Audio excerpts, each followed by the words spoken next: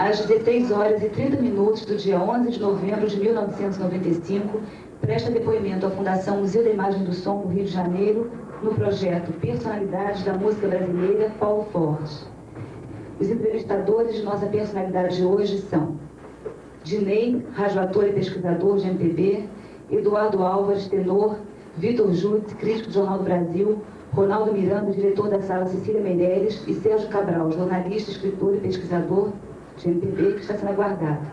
Destacamos também as presenças de José Mariano, estudante, Ana Maria Troz, analista de sistema e fã de Paulo Forte, entre outros funcionários do Museu da Imagem do Som e pessoas amigas.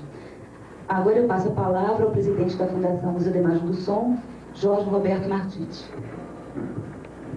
O Paulo é plural, não apenas no sobrenome, mas como na performance artística. Isso é muito bom porque a atual administração do Museu da Imagem do Som entende a arte como a mais abrangente possível, sem limites de chamar da música erudita ou música popular. Porque a música popular diria o quê? É popular é do povão e a erudita é a música culta, quer dizer, porque do povo é inculto. Não é verdade. O Museu da Imagem do Som não faz distinção, apenas vela pela qualidade, razão pela qual Paulo Forte presta seu depoimento com pessoas ilustres, de imprensa, da arte, e mais ainda, o Paulo, quando eu digo o Paulo é plural, porque ele se dá tão bem no canto lírico quanto nas rodinhas, fez alguns shows no Teatro Municipal, no Teatro Rival. Isso significa, mais uma vez, que o Museu da Imagem do Som não prega nenhuma barreira em termos de cultura, em termos musicais. Há jornalistas aqui que poderia começar pelo livro, querendo trazer muito grande. Então, subverto isso e digo que o acervo com o depoimento do Paulo Forte há de ser mais enriquecido ainda. Há um prazer muito grande do Museu da Imagem do Som pegar depoimentos de pessoas das várias artes, dos vários segmentos, seja na arte formal, seja até mesmo aquela arte de um planejamento urbano, enfim. O Museu da Imagem do Som está fazendo 30 anos, fez um concerto belíssimo na Sala Cecília Meirelles, com um apoio imprescindível e elegante do Ronaldo, que abriu o espaço, e o museu ali foi popular. O museu acaba de realizar o segundo Festival do Choro, e o museu ali também foi popular. É evidente, vocês são muito mais conhecedores do que eu, que a chamada música de concerto ela tem uma técnica de elaboração muito mais sofisticada, muito mais aprofundada. Mas um chorinho, um samba-canção, não será menos belo do que uma sinfonia, se o chorinho tiver qualidade. Eu quero deixar isso bem claro a vocês. Mais uma vez, o museu está aberto a todas as tendências, a todas as formas culturais. E, mais uma vez, falo do prazer, do orgulho e da honra de ter Paulo Forte como entrevistado no Museu da Imagem do Som, o Vitor Jutz, Ronaldo, Dinei e o Álvares. Muito obrigado. E 1, 2, 3, maestro.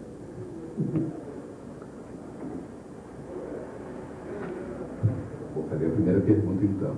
Isso é bom que está bem livre. Paulo, nome, endereço, filiação, como é que você começou o canto lírico, por que começou, e essas coisas iniciais. O meu nome, bom, na minha certidão de idade, meu nome é Paulo, não tem sobrenome, só Paulo. Meu pai era chefe da seção de engenharia da Light e diretor do Observatório Nacional de Astronomia. Nas horas vagas, celesteiro, tocava violão. Minha mãe, Zélia Gomes de Paiva Fortes, estudou canto, quando moça. E papai, quando chegava da Light, antes de ir para o Observatório Nacional, ele assobiava, eu descia, ele pegava o violão e eu cantava serestas acompanhado pelo violão de papai. Um dia, eu voltava do Colégio São Bento, terceiro, quarto anista ginasial de São Bento, e na esquina da rua Universidade, não sei como se chama hoje, com a Barão de Mesquita, perto de casa, nós morávamos perto da Avenida Maracanã, um aluno do professor Ângelo de Freitas quebrou uma nota, e eu dei a nota de molecagem, dei a nota na calçada. Ele chegou na janela, vem cá, digo, coisa de hoje, você quer me dar um cascudo? À noite ele foi em minha casa e disse assim, o seu filho cantou na rua um Fá natural.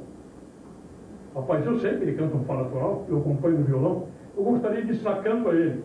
Daquele momento em diante, eu passei a prestar mais atenção as gravações do Caruso e do Gil que tinha lá em casa, a frequentar mais o Cinema América para ver Yankee Pura, Marta Egger, Nelson Eddy, Jeanette MacDonald, e assim começou. O papai dizia, olha, ópera é melodrama, se melos é melodia, gogó, drama é ação. Você não pode ser apenas um cantor se é que você quer seguir a carreira. Eu fui então procurar o Teatro Universitário, dirigido pela Jerusa Camões, era um celeiro de artistas. Dali saíram, meu Deus do céu, Wanda Lacerda, Natália Time, Fernanda Montenegro, por aí afora. E estreiei no Teatro Universitário nos Irmãos das Almas Martins Pena. Depois começamos a ensaiar a Viúva Alegre. Num dos ensaios da Viúva Alegre, apareceu o maestro José Torre, que era acompanhador de Gabriela Besanzoni e maestro do Teatro Municipal. Ele perguntou, você estuda canto com quem? Eu disse, com ninguém. Quem estuda canto com a Besanzoni? Pergunta que se faça. Meia hora depois eu estava em casa da dona Gabriela Besanzoni, cantando a dona Gabriela Besanzoni. A única coisa que eu sabia, que tinha ouvido o Silveira cantar a canção do Aventureiro do Guarani. Imagina como eu cantava aquilo. Cantei para ela e 3 anos depois, pelas mãos de Gabriela Besanzoni, influenciado, ajudado, empurrado pelo maestro Santiago Guerra, eu estreiei no Germão da Traviata. E aí começou. Do dia 5 de outubro de 1945 até hoje, eu não faço outra coisa. Apesar de ter feito curso de Direito, sou oficial da Reserva do Exército, mas não sei nem qual é a cor da capa do Código Penal. Paulo Adinei, vai saber primeiro a data do seu nascimento e o local onde você nasceu. Vou contar para você. Eu era da Rádio Marinho de Veiga, quando o Rodolfo Maier olhou e disse, ué, você é coreano? Eu digo, como é que você sabe que eu sou coreano? Ele disse, pelo seu jeito. E você é tímido? Eu sou tímido. Mas você é extrovertido, contador de anedotas, que você para esconder isso, me deixe. Então ele disse assim, mas você devia ser Paulo Forte. Paulo, 5 letras, Forte, 5 letras, para ver o equilíbrio. Eu digo, e aí, o que eu vou fazer? Ele falou, você tem que ter 11 letras no seu nome. Você tem que arranjar alguma coisa com 11 letras. Tempos depois, o camarada, eu sou de 1923, todo mundo pensa que é 28, eu deixo de dizer. Estou ganhando 5 anos. No 1923, o camarada escreveu errado lá, saiu 28. E começaram a dizer que era de 1928. Deixa eu dizer. Porque 1928 soma 11, repara. 11 com 11 do nome, estou satisfazendo o Rodolfo Maia. Mas eu nasci no dia 7 de fevereiro de 1923, às 5h30 da manhã. Agora, é muito bom dizer que eu sou de 1928, porque se eu disser que tenho 72 anos, ninguém vai acreditar que eu ainda canto. E qual o local? Hein? Local. Nasci na rua do Riachuelo 244, na casa de Dona Cândida Barata Ribeiro, minha avó. Filho dela ou de filha dela, que não nascesse na casa dela, não cortava relações com o filho ou com a filha. Então, os primogênitos, todos nós, dos filhos dela, eu nasci na casa de minha avó, depois fui para a casa de meu pai, na rua Barcelos. Você sabe onde é a rua Barcelos? Hoje Francisco Sá. A casa ainda está lá. A casa de minha avó era o palacete do Conde de Matosinhos, onde hoje está a Banda Portugal. Aquele casarão lá, foi ali que eu nasci. O Victor Júlio, o Paulo, como é que foi essa, vocês aqui que teve influências do Carlos Galhardo, Orlando Silva, Francisco Alves, Orestes Barbosa, Silvio Caldas, o que você achava do Silvio Caldas? Ô Victor, influência por isso. A primeira seresta que eu aprendi no violão de meu pai, eu vinha saber quem era o autor da seresta, chamava-se Destino, com o Roberto Paiva, quando eu gravei com o Sérgio Cabral meu primeiro LP de serestas. Eu não sabia. E naquela época eu ouvia aquela turma toda, Gastão Formente, Silvio Caldas e tudo mais. Mas a minha grande paixão, o seresteiro da minha paixão, era o Orlando Silva. Meu programa na Rádio Marinho de Veiga, quando eu comecei na Rádio Marinho de Veiga, meu programa era logo antes do programa do... exatamente, antes do programa do Orlando. Eu esperava o Orlando acabar o programa dele e ele me dava carona, porque ele morava no Encantado, eu morava ali na Tijuca, ele me dava carona até a Tijuca. Era uma voz sensacional. A título de curiosidade, o Silvio Vieira, o barítono que me precedeu no Teatro Municipal do Rio de Janeiro, era muito amigo do Tito Schipa e adorava o Orlando Silva. Levou o Orlando Silva para o Tito Schipa, ouviu o Orlando Silva, para dar uns conselhos ao Orlando Silva. O Tito Schipa disse não mude nada, faça exatamente o que você está fazendo, porque essa é a perfeição. Mas o que você achava, você está dando depoimento, o que você achava do Silvio Caldas? Olha, o Silvio Caldas, vou contar para você. Seresta, Silvio Caldas e Orestes Barbosa, é uma dupla imbatível. Quando o Orlando, e isso me foi contado pelo Orlando, quando o Orlando estreou, ele disse, eu tinha duas pessoas na frente. Tinha a grande voz do Francisco Alves e a grande interpretação do Silvio Caldas, eu vou no meio. E foi o que aconteceu. Ronaldo Miranda. Paulo, você disse que estreou no Teatro Universitário com uma peça de Martins de Pena. Que ano foi isso? Foi em 1943, 2 anos antes de eu estrear no Teatro Municipal do Rio de Janeiro. Eu fui para o Teatro Universitário. Quer dizer que a estreia com o Germont foi antes do Teatro Universitário? A estreia na Não, foi depois. Foi 2 anos antes, então? Foi em 45. 45. No Irmão das Almas de Martins de Pena, eu estreiei no Irmão das Almas de Martins de Pena com Wanda Lacerda, Mário Brasília, Alberto Pérez, Milton Carneiro, essa turma toda, dirigidos pelo Lambertini, que era um grande cômico do teatro italiano, que estava aqui fugindo da guerra, coisa que vale. Depois, eu fiz no Teatro Universitário, fiz Weekend no El Cor, fiz Fantasma de Canterville, do Oscar Wilde. Alegre, por favor. Isso depois. Angla Língua, São Professor, uma peça em Esperanto. e por aí afora. As loucuras começaram aqui, fazer uma peça em Esperanto. Depois eu fiz Viúva Alegre. Fiz Viúva Alegre com Lenita Bruno, com Marcos Ayala, e dirigido pelo maestro Vivas, e por aí afora. Lembro-me que, eu era um garoto, né? O Vicente Celestino, pelo meu camarim, disse, menino, você conseguiu aplauso onde eu nunca imaginei que se pudesse conseguir. Era um amor de pessoa. A Viúva Alegre. Foi ali que o maestro Torre me ouviu e me levou para a casa da Gabriela Rezanzoni, que foi o início da minha carreira. Paulo, Eduardo Alves. É o seguinte, você, minha família são 4 gerações de fãs seus. Desde meu avô, me levou à primeira ópera. Foi você cantando Pescador de Pérolas, com Bruno Lazzarini e Agnes Aires. Eu era um garoto de calça curta, estudante de Santo Inácio. E eu tenho uma tremenda mágoa, porque é uma das gravações que eu não tenho. Esse Pescador de Pérolas foi um marco no Teatro Municipal do Rio de Janeiro, não por minha causa. Eu queria dizer, inclusive, que foi um marco na minha vida, foi daí em diante que eu achei que aquilo queria ser minha profissão. E eu aqui sou seu único colega aqui nessa mesa. E depois disso, enfim, foi um dos grandes triunfos que eu vi em toda a minha vida. Depois disso, o Teatro Municipal passou por várias fases e tal. E agora eu estava vendo uma entrevista do maestro Zavales, lá da Ópera de Munique, dizendo que a ópera, na verdade, ao que não parece, está passando por uma grande crise, que se fecharam vários teatros na Europa, e que agora eu estava lendo que os teatros italianos estão sem dinheiro algum, Scala está talvez sem ter a temporada esse ano. Né? Eu queria que você desse a sua opinião do seu caminho desses 50 anos de carreira, se você acha realmente que está acontecendo isso com a ópera, e você desse uma pequena análise da ópera no Brasil e fora daqui. Eduardo, Rossini disse peremptoriamente, a ópera terminou. A ópera partiu sem esperanças de retorno. Já não é mais o tempo dos grandes cantores, disso, daquilo, daquilo outro. Era a época da Malibran, da Viardot Garcia, do próprio Garcia e tudo mais. Desde que eu me conheço, que eu escuto isso, a ópera vai acabar, a ópera não existe mais, etc, etc. Meu pai dizia, olha, você sabe onde é que você nasceu, né? Você sabe que você faz da sua voz do Teatro Municipal uma gazua para penetrar em outros ambientes, que isso você não vai conseguir nada. Eu até a data de hoje, eu já cantei 87 óperas diferentes, das quais 62 no palco do Teatro Municipal do Rio de Janeiro. Você sabe tão bem quanto eu, a luta é tremenda, não é? A luta é danada, mas nós vamos em frente.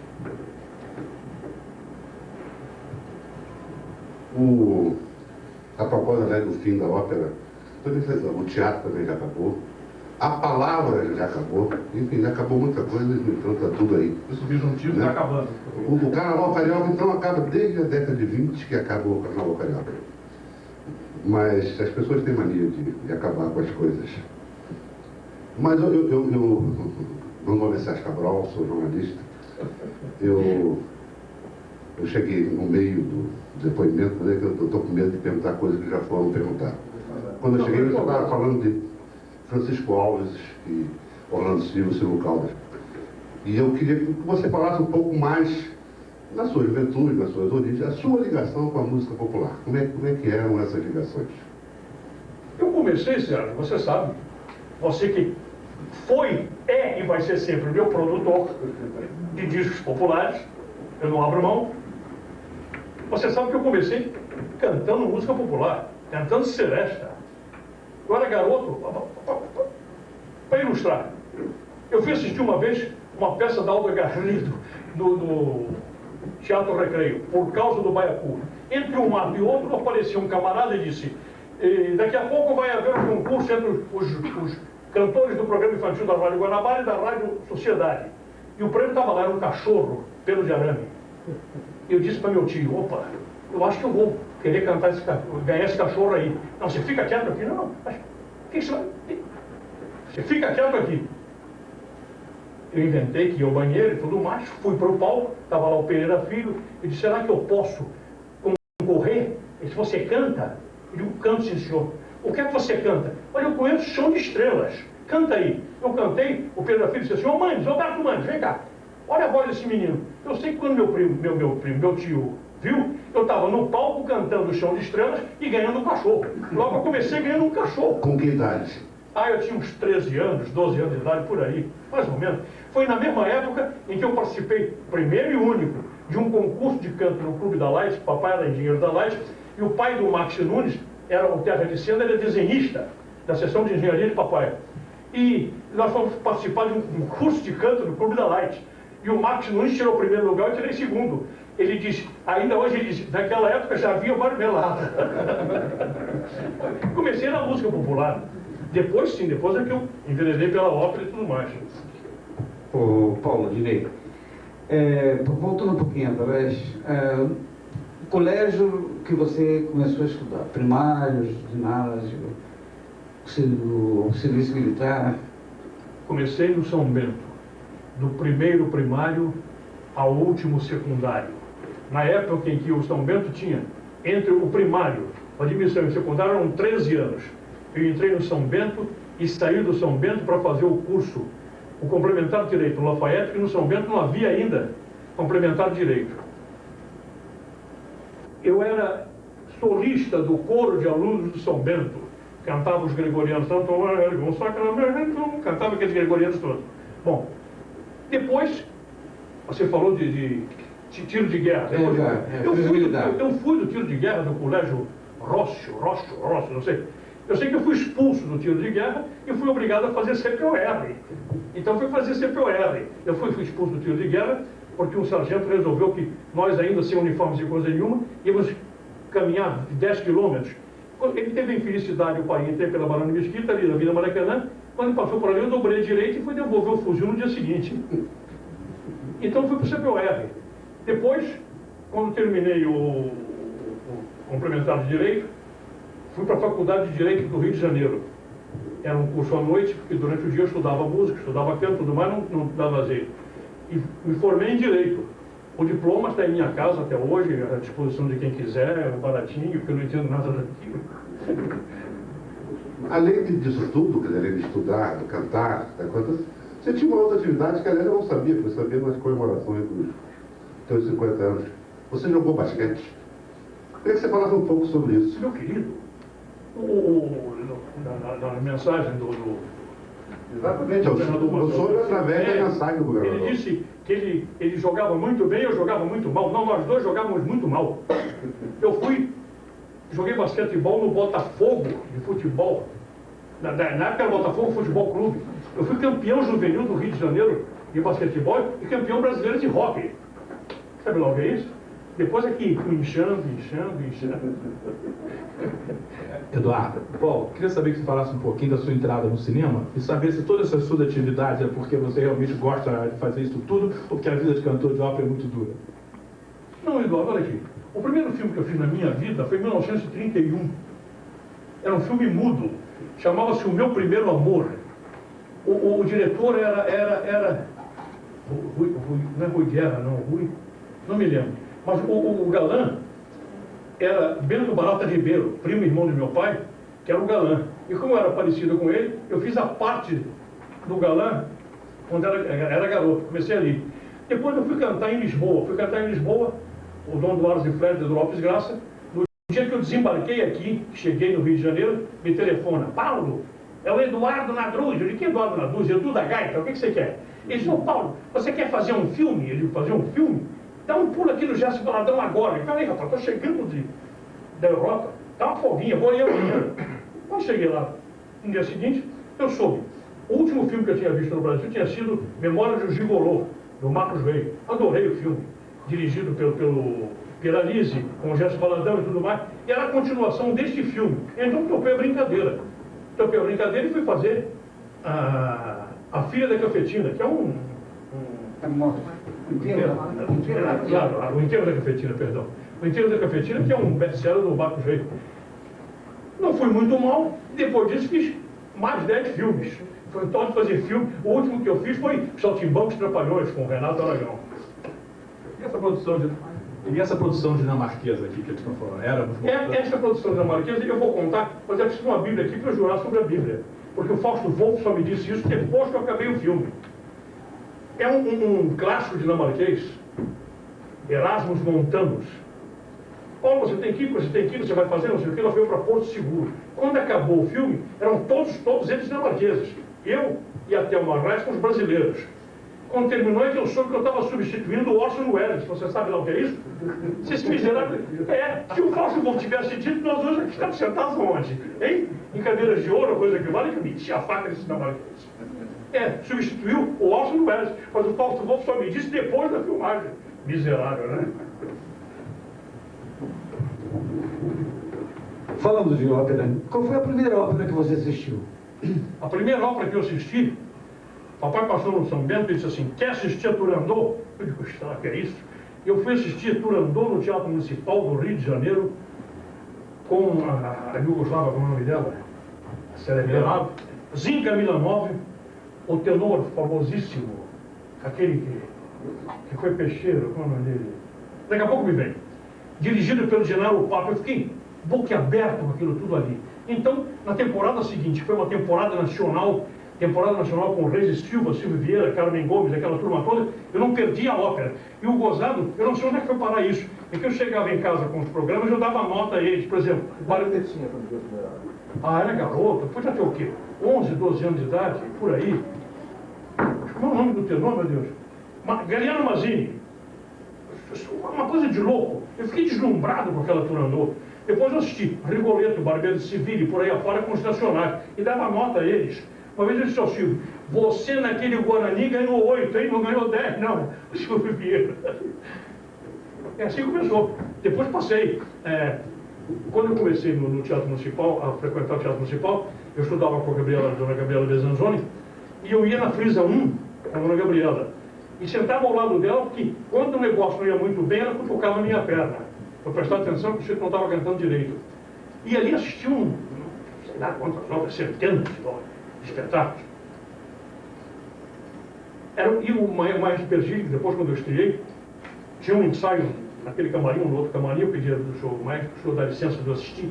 O Pergílio me chamava de cantor plantão. Muita ópera. Eu estreiei, por exemplo, na Ida, na Madame Butterfly, na Moema. Qual era aquela outra com a Magda Oliveira, meu Deus do céu? Fantula de l'Ouest, sem ensaio de orquestra. Eu sabia decorar as óperas, de tanto que assisti os ensaios.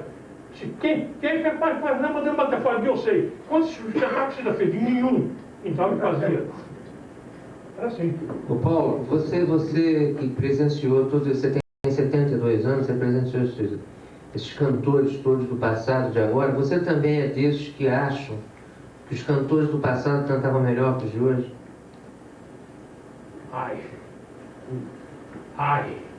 Vitor Judith, você vai me obrigar uma declaração no Museu da Imagem do Som? Cantaram melhor. Mas quais? Caruso, Vigas? Caruso não vi. O primeiro cantor com quem eu tive contato... Não, eu quero dizer só uma coisa a você. Diga. Eu vi o Dílio uma vez, foi uma das últimas vezes que ele cantou. Eu achei uma merda. Vou contar uma coisa para você. Quando eu cantei a primeira vez com Benjamin Dílio, em 1948, A turma dizia, faz portamento, faz isso, faz aquilo. Eu achava a emissão dele uma coisa sensacional. Eu disse, comendador, o meu ídolo nunca foi um barítono, apesar da minha classe ser a classe dos barítonos, foi sempre um tenor. Ele disse, quem? Eu digo, o senhor. Ele chamou o fotógrafo, fiz uma fotografia com ele, que eu tenho fotografia até hoje. Você assistiu o Gil, com certeza, no fim da carreira dele. Ele teve uma carreira, não teve... Quando eu assisti o Gil, ele era assim, uns 3 anos mais moço que um homem chamado Luciano Pavarotti.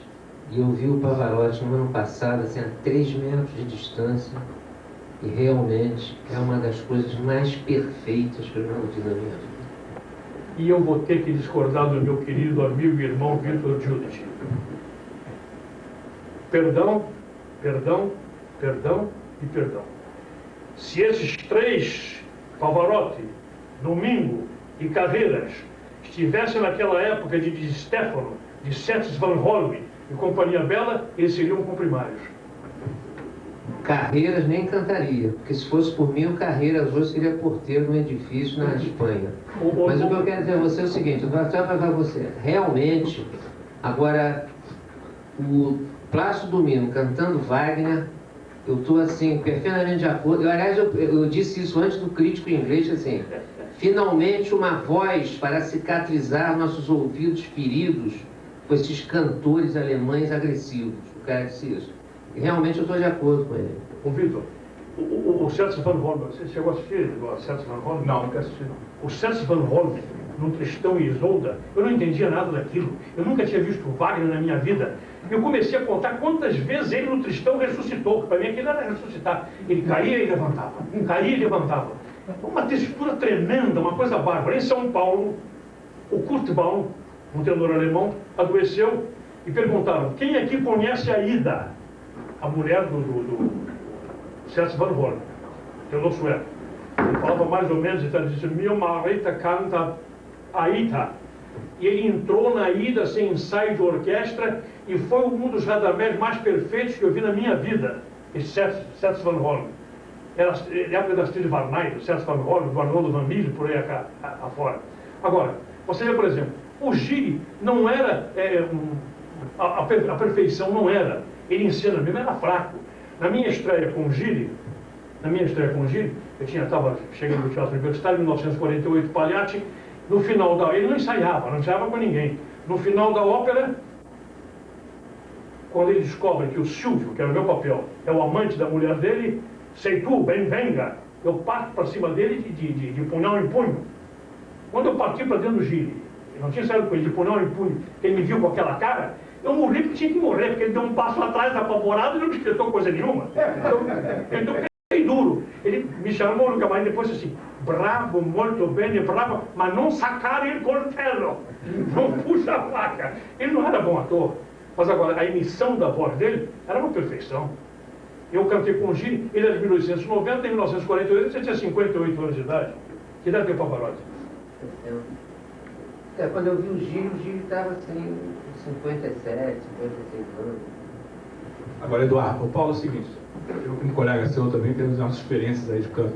Agora, eu queria dizer o seguinte, eu acho que antigamente os cantores, eu tento concordar um pouco com o Vitor, eu acho que hoje em dia se canta melhor, mas talvez visto outro prisma, porque antigamente toda a ópera era centrada nos cantores. Então, o Tito Schipa ia cantar a Boêmia, baixava o primeiro ato um tom inteiro, tirava 10 violinos, tirava 2 contrabaixos, ficava uma orquestra pequena.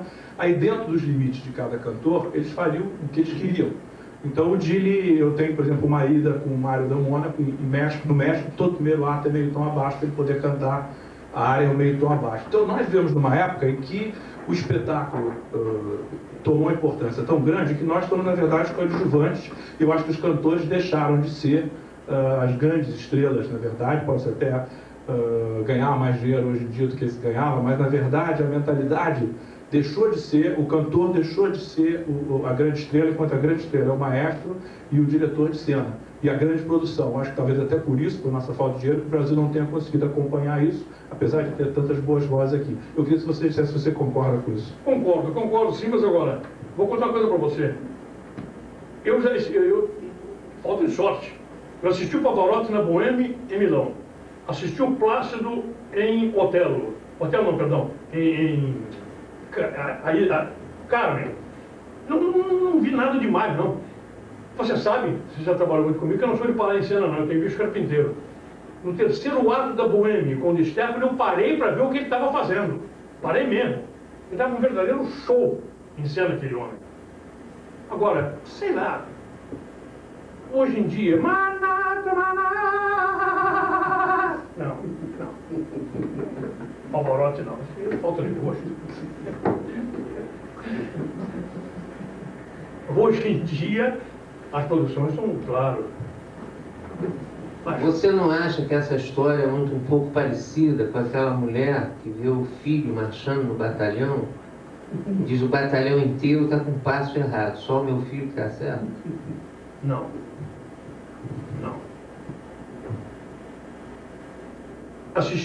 Ouvi uma cantora polonesa, Teresa Zielskada. Pelo amor de Deus, quando eu vi essa mulher cantando com o Franco Corelli, o dueto do Otelo, eu fiquei de joelhos para ouvir essa senhora cantar.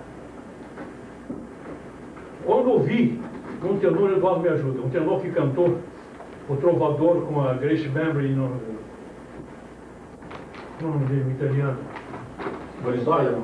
Não, Borissola é bem, né? Não, também não. Eu cantei com ele. Tem uma cicatriz aqui na mão, numa facada que ele me deu dos palhaços. Ele não usava lente de contato, acho que caiu a lente do bicho e ele espetou. Não me lembro, não. Hoje tem gente que canta que é uma maravilha, como não tem? Tem gente que canta com maravilha. Agora, que existem cantores produtos da máfia, existem. Claro que existem. hein? Paulo, então vamos dar uma paradinha na polêmica, vamos falar até para voltar à biografia. E aí, você foi estudar, então como é que você chegou ao municipal? Como é que começou essa... Tenho até vergonha de dizer isso.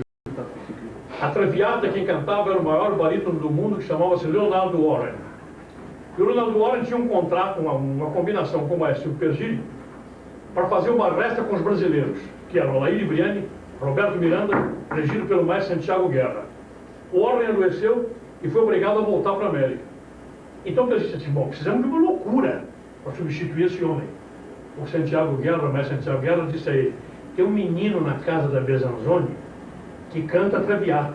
Quando a Traviata eu sabia o Di Provenza, il Mare e o iniciozinho do dueto que eu cantava com a Carla Caputi na casa da Dona Gabriela. Foi marcado um dia, fui lá com a Dona Gabriela e tudo mais. O Pergilli ouviu o Di Provenza, il Mare, ele perguntou: você canta o resto? A Dona Gabriela começou a embrulhar o Pergilli, porque ela embrulhava o Pergilli, a mim, você, todo mundo junto. Era uma inteligência tremenda, mulher. Perdeu daí. Eu sei que 12 dias depois, eu estava pisando o palco do Teatro Municipal do Rio de Janeiro. O maestro Santiago Guerra meteu na minha cabeça a Traviata em 12 dias, com Alair Briani, Roberto Miranda, dirigido por ele, com o German Torel, era o regisseur. German Torel depois foi fundar a Ópera do Canadá, foi fundador da Ópera do Canadá. O que eu fiz naquele espetáculo, não sei. Eu me vi em frente ao espelho no camarim do Teatro Municipal do Rio de Janeiro, que eu faço questão que esse camarim até hoje seja o meu, olhando no espelho, o que eu vou fazer? Quando bateram na porta, para o Amadeu Celestino, irmão do Vicente. Ó, menino, eu sei que você precisa de mim. E ele me transformou no velho Germão. Eu entrei, cantei, no segundo ato era proibido o bis, veio uma ordem do Pedro Lauria: bisa, pelo amor de Deus, esse negócio não continua. Era um garoto. Estava de uma loucura para substituir o Leonardo Warren, e o Pergilli encontrou um garoto para cantar a Traviata. Eu fui lá e cantei. Ô Paulo, eu estudei no teatro em 71, quer dizer, lá vão 20 e poucos anos. Você tem 50 anos de estrada. Eu notei uma diferença muito grande no público desde que acabou a CLAC e tudo isso. E a CLAC é uma instituição que ainda existe em vários teatros da Europa, inclusive como Scala, Roma, é importante, tudo isso na Espanha também. E você acha que a CLAC é importante? Você acha que o público de ópera ficou mais frio e piorou? Meu querido Eduardo Alves, quando o Benemino Giglia portou aqui em 1948 e foi apresentado à companhia, o Barreto Pinto, que era o empresário, o concessionário da temporada, disse: comendador, isto aqui agora está mudado. Abolimos a CLAC. Ele disse: como coisa aí dentro? Abolimos a CLAC. Eu não canto. Senza CLAC eu não canto. Quando veio aqui o presidente Truman, o Giglia tinha fama de fascista. Então, depois da guerra, ele não voltou ao Metropolitan, nunca mais voltou ao Metropolitan. No dia em que ele cantava, em que o presidente que eu montava aqui no Teatro Municipal do Rio de Janeiro, ele cantava a Tosca. Ele virou-se, eu, Antônio Lemos, presenciamos isso, Antônio Lemos. Ele disse para o Bruno da Claque: eu quero mostrar a esse presidente quanto vale o italiano. Eu quero trisar o Lucia Vanlestelli. Quando eu estava com o Lemos, que fazia o carcereiro, na coxinha do teatro, ele passou por mim e disse assim: Fortino, faccio il tris. E trisou. A Claque fez ele trisar o Lucia Vanlestelli. Ele trisou. Claro que a Claque é importante. E o público, você acha que mudou? Eu queria fazer uma observação seguinte. Eu acho que a Claque no Brasil não foi abolida. Ela se aboliu quando o Bruno morreu. Porque o Bruno, ele foi assim uma das figuras mais impressionantes que pisaram no Teatro Municipal. Eu lembro que a primeira vez que eu fui ao Teatro Municipal, eu tinha uns 15 anos, eu não sabia se olhava para o palco ou olhava para o Bruno. Porque realmente o Bruno tinha uma cabeleira branca, aquele negócio todo, e ele tinha um processo, o modo dele bater palma, que eu aprendi com ele, que até hoje eu faço aquilo, é um negócio impressionante o Bruno. Quer dizer, o Bruno era uma figura emblemática dentro do Teatro Municipal. Eu me lembro depois ele morava ali no Estácio. Eu me lembro um dia que eu fui visitar um colega meu de Banco do Brasil, o cara estava muito mal. Quando eu cheguei na avenida onde o cara morava, eu passei por um quarto, os caras viam o Bruno deitado. Eu parei e disse assim: o senhor é o Bruno? Ele disse assim: estou morrendo. Ele estava mal, ele estava morto e ele morreu ali. Não, agora, ele morreu lá na casa, naquela casa de velhice lá em cima em Santa Teresa. Santa Teresa, né? Mas ele era uma figura marcante, eu acho que... Diretor, já que nós estamos gravando, faz dar a palma aí. A palma dele era assim, vou fazer a imitação da palma dele, era assim, quer ver? Ele não fazia assim, ele fazia assim, quer ver? Maestro! Roberto! Ô Paulo, o que você faz do público também? A diferença do público nesses 50 anos? Você acha que mudou? Ah, mudou, Eduardo, mudou muito mesmo. Meu pai era louco lírico. Você sabe que o louco lírico é muito pior que macaca de auditório. Mas nem dá confiança. Eu às vezes estava sentado no balcão nobre, por exemplo, com o meu irmão, quando eu via aquilo, eu dizia para meu irmão: papai está aí. Porque ele tinha um diapasão que eu tenho até hoje, o tenor quando começava, não tivesse, cara dava frito. Tocava o diapasão do teatro, meu pai. Eu tenho diapasão até hoje. Claro que mudou. Se mudou.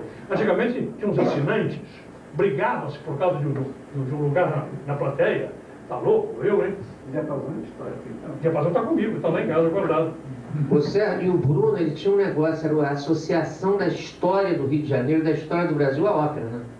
Ele tinha uma memória fabulosa. Uma vez eu estava no teatro e disse para mim assim: olha, no dia tal, não sei o que, de 1915, na Vesperal, Caruso estava cantando aqui o Rigoletto, quando aquele político foi assassinado, assim, na apunhalada. Pinheiro Machado foi assassinado. Quer dizer, ele sabia todas essas relações entre a ópera e o processo político e tal. Ele era fenomenal, Bruno. Bom, Ronaldo Miranda, eu queria que você falasse então sobre o desenvolvimento da sua carreira. Quais as óperas que seguiram essa Traviata? Como é que foi se desenvolvendo a sua carreira? E que óperas brasileiras você começou a cantar? Acho que houve, se não foi o Malas Artes, foi do Guarnieri, o Malas Artes. Então, como é que foi depois da Traviata? A Traviata foi a primeira ópera. A segunda ópera foi uma vaia incomensurável dentro do Teatro Municipal do Rio de Janeiro, do Salvador Rosa. Graças a Deus eu morri no terceiro ato e vaiaram o quarto. Mas foi uma vaia homérica, Salvador Rosa. Quando o Mário Bruno apertou a campainha para abrirem o cipário, o pano de boca, tinham cortado o fio da campainha. A Carla Caputi, que era boa cantora, no final ela cantava minha pichira lá da minha plateia. Foi uma coisa de louco. Foi uma vaia incomensurável. Depois disso eu cantei com Assis Pacheco, outra ópera brasileira. A primeira brasileira que eu cantei foi Salvador Rosa, que foi a Maria Petrovna, de João Gomes de Araújo. E chegou em 1946. Em 1947, eu resolvi que não sabia cantar. E disse: eu não sei cantar. Papai, como não sabe cantar? Rapaz, não sei cantar. Eu quero estudar música de câmera. Então lá fui eu para o Murilo de Carvalho. Fiquei no Murilo de Carvalho, no ano de 47, cantava. Na rádio, não estava aqui, ele ia colar, no Teatro Municipal, não. Quando ela me chamava para cantar uma Traviata em 1947, eu não canto este ano. Fui só estudar música de câmera com o Murilo de Carvalho. Era Schubert, Schumann, tudo lá com ele. Em 1948, o Roberto me chamou, o maestro Salvador Roberto, já estava o Barreto Pinto como concessionário, e disse: você vai cantar agora ou não vai cantar? Quer cantar? Eu, mas cantar o quê, mãe? Quer cantar o Palhate com Gil? Poxa, meu ídolo, eu, claro que eu quero. Então, cantei o Palhate com Gil, nesse ano cantei Traviata e tudo mais. Veio, então, a primeira temporada nacional de arte, 1949. Lei do Ari Barroso, um homem da música popular que instituiu no Teatro Municipal do Rio de Janeiro a temporada nacional de arte, que não acabou, mas que ninguém faz nada. Na temporada nacional de arte existia ópera, concerto sinfônico, balé e comédia. Eu inaugurei a temporada nacional de arte com o Barbeiro de Sevilha. Uma vez eu perguntei a Dona Gabriela, voltemos anos atrás, perguntei a Dona Gabriela, qual vai ser a minha ópera, meu cavalo de batalha? Eu disse: filho, a ópera que todo barítono tem medo vai ser uma brincadeira para você. De qual é essa ópera? O Barbeiro de Sevilha. Eu cheguei em casa para o papai: quer me dar um presente? O que você quer? Eu quero uma partitura do Barbeiro de Sevilha, uma gravação do Barbeiro de Sevilha. Isso não é seu aniversário, nem Natal, nem nada. Mas no dia seguinte ele apareceu com a gravação do Stratiari e a partitura do Barbeiro de Sevilha. Eu engoli o Stratiari e o Barbeiro de Sevilha. Em 1949, quando estava aqui o Walter Mock, ele perguntou: Paulo, você conhece o Barbeiro de Sevilha? Eu digo: não, senhor. Então estuda, porque eu vou montar para a Diva Pierante e aí você canta o Fígaro, imagine. E na pedra estava Barbeiro de Sevilha com Diva Pierante e Paulo Forte. Isso na estreia, depois mudaram. O Geraldo Rocha Barbosa, pianista da Marinque Veiga, foi tal estardalhaço pela rádio, depois que eu acabei com a batida do Barbeiro, estava viciado naquele negócio, viciadíssimo, que ele apareceu no Teatro Municipal de pijama, com a capa por cima do pijama, para ver o que estava acontecendo. Com aquela barulheira dentro do Teatro Municipal. E aí comecei, e embora tomar. A primeira ópera brasileira que eu cantei foi o Pedro Malazarte, do Camargo Guarnieri, com o libreto do Mar de Andrade. O Camargo Guarnieri, quando acabou o espetáculo, você conheceu bem o Camargo, né? O Camargo chegou no camarim e disse assim: rapaz, eu ri tanto com você, com esse raio desse gato, que eu esqueci que era autor desta porcaria e não fiquei nervoso. Porque tinha que entrar com um gato. Mas eu me lembrei: por que eu vou entrar com um gato? O gato, todo mundo entra com um gato. Então eu mandei fazer na Fábrica Estrela, que a mulher do Américo Bastos era uma das diretoras da Fábrica Estrela. Mandei fazer um gato, assim, que eu tenho até hoje, desse tamanho assim, que quando eu ponho o gato no chão, ele começava a sambar junto comigo, o gato. Um estardalhaço logo de saída. Aí depois ele virou-se para mim e perguntou: qual é a ópera que você quer cantar agora? Ele disse: sei lá, Camargo, eu vou escrever uma ópera para você. Qual é o tema? Um vulto da história do Brasil. Eu digo: pô, sensacional, é um chalaça. Um ignorantaço que tomou conta disso aqui. Ele, o ano seguinte, chegou e disse: não escrevi o chalaça. Estava um Mignone perto. Não escrevi o chalaça, mas escrevi Um Homem Só, com o libreto do Gianfrancesco Guarnieri, que era filho do maestro Eduardo Guarnieri. Ele escreveu para você. E eu fiz. Passam-se os tempos, tu me olhas para mim: você lembra aquela vez que você disse o Camargo que queria cantar o chalaço, não sei o quê? Eu escrevi o chalaço para você. Aí eu cantei o chalaço do Mignone. Não é assim. E estrei óperas brasileiras que eu estudei. As duas do Camargo Guarnieri, Pedro Malazarte e Um Homem Só. Duas do Mignone. O chalaça e o... como é que chama? Memórias do Sargento de Milícias. Da Cirlei de Holanda. Judas Salva de Luiz. E do Ronaldo Miranda, com muito prazer, o Dom Casmurro. Dom Casmurro tem uma sensacional. No final do ensaio geral, o maestro Davi Machado deu para mim, junto com o Marcelo Marchiori, disse assim: Paulo, você está chorando demais nesse final da ópera. Eu digo: eu não posso fazer nada. Eu estou chorando porque eu estou emocionado. Não é porque eu estou tentando fazer nada, não. Estava chorando mesmo. Ele sabe disso. Aí eu tenho que dar aí o meu depoimento. O Paulo foi sensacional do Dom Casmurro, que foi no Teatro Municipal de São Paulo em maio de 1992. Foram 5 restas, com um público crescente, essa no final, sexta, sábado, domingo, teatro lotado, e o Paulo emocionava aquela plateia. Quando terminava o último ato, o monólogo final dele, as pessoas urravam, não é por eu ser o autor, mas porque realmente fez muito bem. Então, eram assim, invariavelmente, 10 minutos de aplauso ao final. As pessoas iam chegando do elenco, né? A Patrícia Endo, a Silvia Tessuto, Mazia de Oliveira, o Francisco Frias, a Celine Berra, e a coisa esquentava. Quando chegava o Paulo no final. Era um teatro invariavelmente de pé e aplaudindo a atuação dele, que foi realmente uma coisa marcante, né? Quer dizer, foi um sucesso de público extraordinário, graças a Deus registrado pela Rádio Cultura de São Paulo, e infelizmente não filmado, quer dizer, não gravado em vídeo. Acho que o Emílio Calil tem uma cópia caseira desse vídeo, mas eu nunca vi. Infelizmente, os únicos takes que a gente tem são de jornais de TV do primeiro ato, muito pouca coisa. Mas foi um grande sucesso, e a atuação dele há 3 anos atrás, né, comoveu todo mundo, não só como cantor, mas como ator também. Foi uma coisa impressionante. Verdadeiramente, o meu honor é você estar aqui presente, por mais que eu seja meu amigo, mas o final do Dom Casmurro me emocionou tremendamente. Paulo, voltando àquela vez que o Vitor falou dessa relação com a cidade, eu queria que você contasse uma história sua muito relacionada com a cidade, que é a história da estátua de Carlos Gomes. A história tem que ficar registrada na posteridade. Ai, meu Deus do céu. Ô, Sérgio, eu era diretor de um programa de televisão na TV Rio, chamava-se Carrossel. Um dia eu estou no Teatro Municipal do Rio de Janeiro, e o Silveira disse assim: "Ô, filho do mundo, ô Paulo, você não tem um programa de televisão?" "Tenho." "Reclama." "Digo, reclama o quê, Silvio?" Silvio Vieira, o grande marido brasileiro. "Você sabe onde é a rua Carlos Gomes, aqui no Rio de Janeiro?" Digo, não. "Começa na rua Sara, aos pés da favela da Central do Brasil. Vem cá." Então um táxi me levou até lá e disse: "Isso é uma vergonha. No Rio de Janeiro, rua Carlos Gomes aqui." No dia seguinte tinha um programa na TV Rio, e comecei o programa dizendo: "A rua Carlos Gomes, no Rio de Janeiro, esconde-se envergonhado aos pés de uma favela." Ainda fui eu. E veio aquela ideia. Então, arranjei dinheiro com a própria, o departamento de parque, não sei o que, chamava-se a doutora Elza Osborne. Ela me arranjou: "Eu não me meto nisso, Paulo, deixa comigo." Eu peguei a maquete do Carlos Gomes, já do Bernardelli, lá na Escola de Belas Artes, levamos à rua Camerino, mandamos fundir o Carlos Gomes. Um dia me telefonaram: "Seu Paulo, está pronto." Eu fui lá ver, contratei 6 parrudos, botamos o Carlos Gomes num caminhão, eu desembarquei em frente ao Teatro Municipal do Rio de Janeiro, com todo respeito, com toda admiração, tirei o Chopin que estava lá, o Chopin voltou para a Urca onde ele estava, eu botei o Carlos Gomes lá, e o Chopin está na Urca até agora. Aí, na Praia da Urca, onde ele estava. Ele me telefonaram ainda outro dia: "Aqui é do... como é? Sociedade do bairro. O senhor se incomoda se eu tirar o Chopin daqui e colocar em frente à escola, a antiga escola Messias?" Eu não tenho nada com isso, pessoal. O que eu queria fazer era botar o Carlos Gomes de frente do Teatro Municipal, já está lá.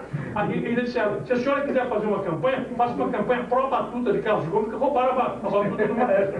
Ele está lá até hoje. E eu estava cantando um Guarani no Teatro Municipal, quando o doutor Jim Barbosa chegou e disse: "Paulo, nós vamos inaugurar a estátua do Carlos Gomes. Está aqui o centro campineiro, não sei o quê." "Pô, eu não tem nada com isso." Deixa o Carlos Gomes lá, ele está lá até hoje. No dia seguinte estava no jornal: "Dança de estátuas, dança disso, dança daquilo." E o doutor Eurico Nogueira França disse: "Isso é coisa do Paulo Fortes. O Paulo Fortes não sabe que arte não tem pátria." Eu sei, arte não tem pátria, mas artista tem, sofre para burro. E está lá o Carlos Gomes até hoje. O Paulo, queria que você falasse qual foi o papel que você mais gostou de interpretar até hoje, sua maior emoção no palco também. Eduardo, emoções foram algumas. Eu acho que o papel que eu fiz melhor até hoje, não sei. Todo mundo fala em Barbeiro Civil. O dia que os teus colegas tenores ligeiros, souberem que o protagonista do Barbeiro, depois do primeiro ato, não é o Fígaro, eles engolem o Fígaro, que não é. Eu acho que a melhor coisa que eu fiz até hoje foi o Falstaff. Eu acho. Na temporada, eu vou falar de mim mesmo, com licença.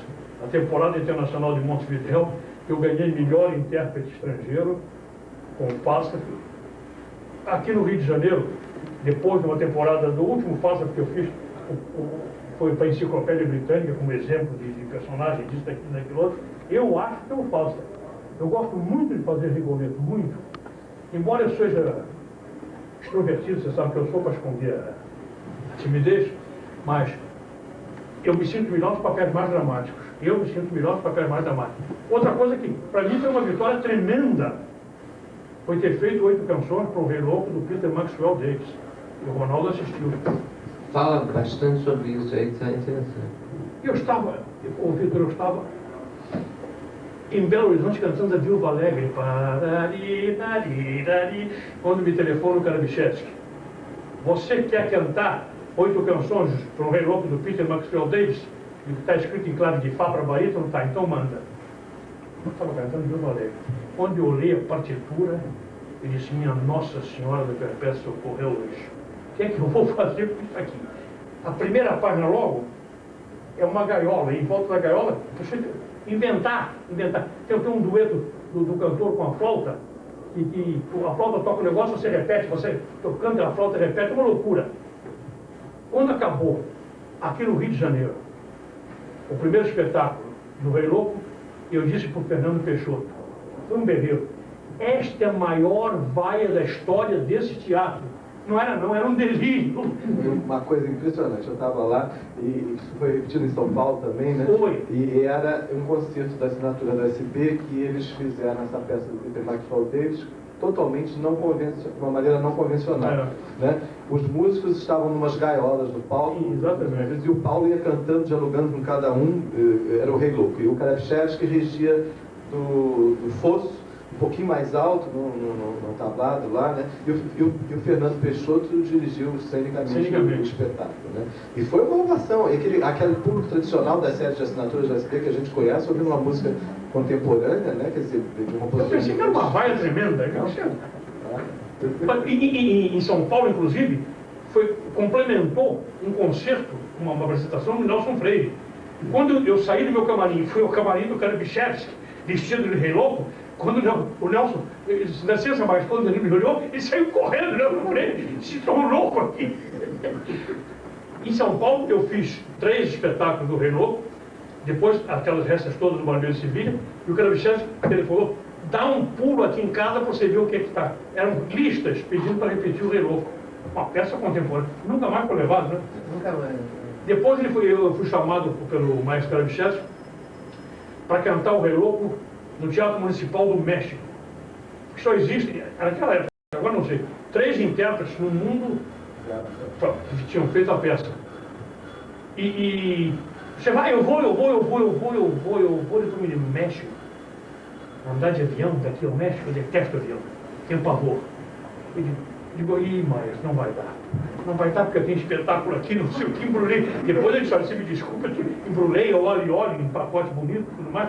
Mas, não. E cantar o Rei Louco no México. Eu queria que eu fosse cantar 8 canções com o Rei Louco no México. A peça é muito boa, é difícil, mas é muito bonita. Bom, já que você falou em avião, eu tenho medo de avião, queria que você falasse das suas viagens internacionais, quer dizer, das suas apresentações internacionais. Você sabe que eu só fiz de avião 18 viagens. Uma vez eu me entrevistei assim, você tem pavor disso, que sabe quantas viagens você fez? Foram 18 viagens de avião. A primeira viagem que eu fui daqui para São Paulo, fazer o primeiro concerto, despedida de Gabriela Biazanzoni, que ela me apresentava, um aluno dela em São Paulo, era um Junker da VASP. Eu fui acordado, eu dormi. Mas na segunda viagem daqui para São Paulo, o Roberto Miranda estava esperando no aeroporto. Quando o avião baixou, aterrissou, veio assistência, veio o corpo de bombeiro, que negócio estava pegando fogo, ele devagar com a dor, que santo de barro, não embarco mais nessa. Depois, na Colômbia, quando eu cantei na Colômbia, fui obrigado a andar de avião. Mas em Medellín, por exemplo, o senhor só pode ir para Cali de avião, que tu vai atravessar os Andes, que aquilo foi. Mas eu quero conhecer o avião. Vamos lá. Fui com o Alberto Pegg, que depois foi até ministro da Educação na Colômbia. Fui lá, o avião estava lá. SAM, Serviços Aéreos Medellinenses, o avião. Eu perguntei ao camarada, mas que diabo é isso, meu amigo? SAM? Isso na minha terra é Serviço de Assistência aos Menores. Aqui o que quer dizer?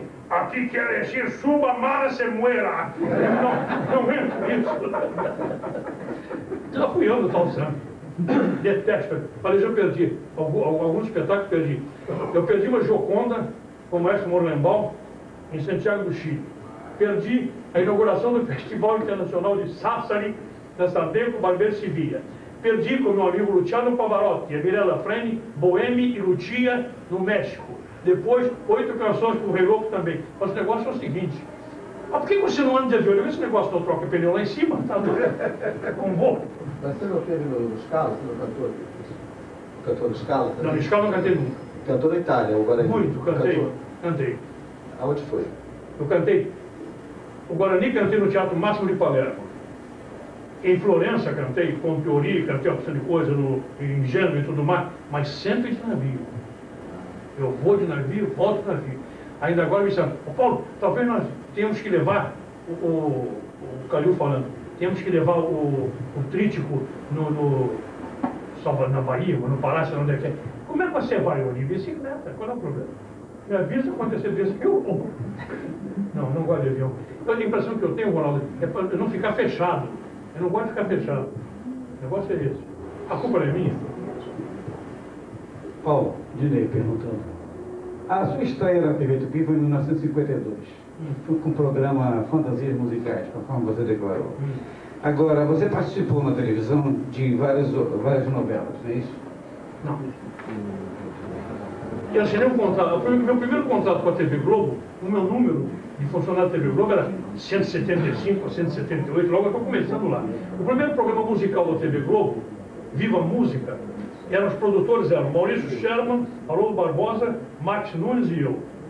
O Viva Música. E... Você perguntou o negócio? Novela.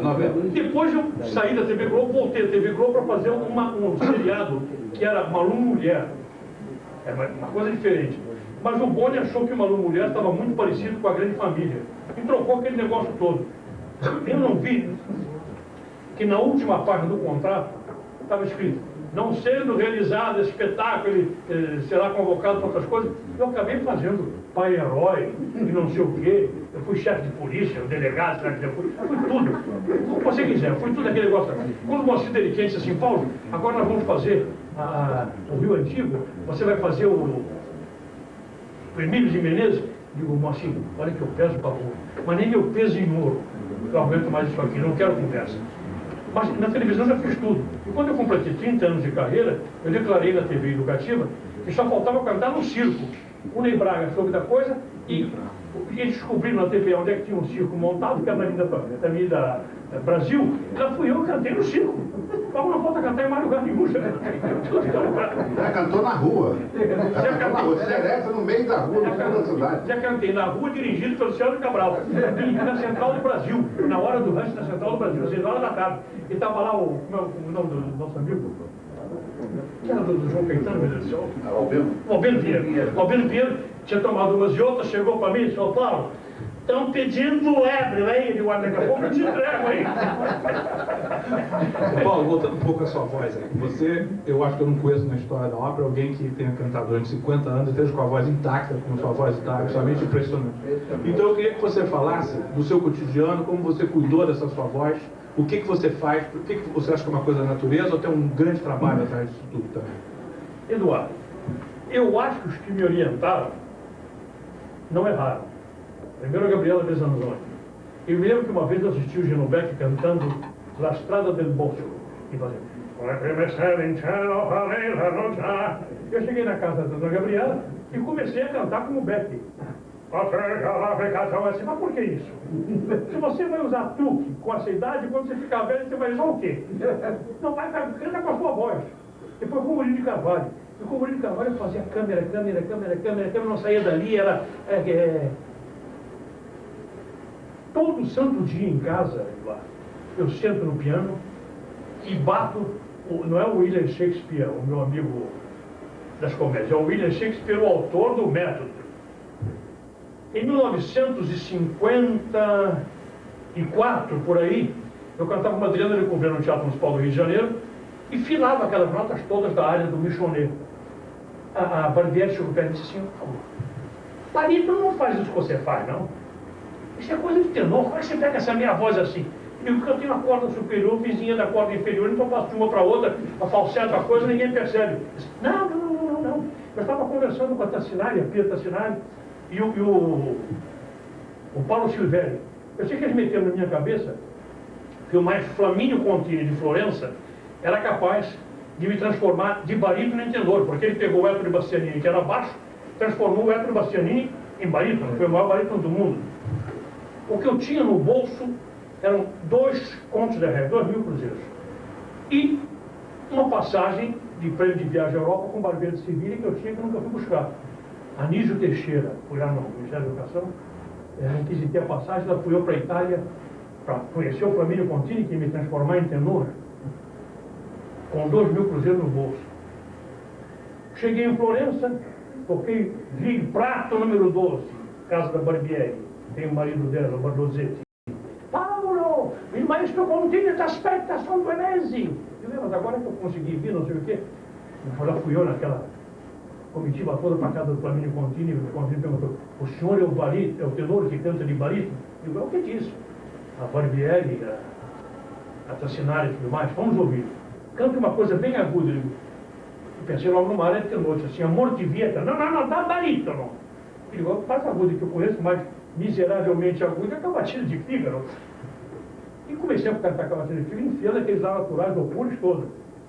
Quando acabou, ele pegou, me abraçou e perguntou para o Barbosetti, mas se não existisse esta voz, para quem o Rossini tinha escreveu o Barbeiro de Sevilha? Isto é um barítono de Grácia. Eu digo, perdi meu tempo, mas não perdi nada. E naquela noite, eu encontrei o Maestro Serafim, que me fez estudar em Florença. Eu fiquei 11 meses cantando no Teatro Comunal de Florença. 11 meses.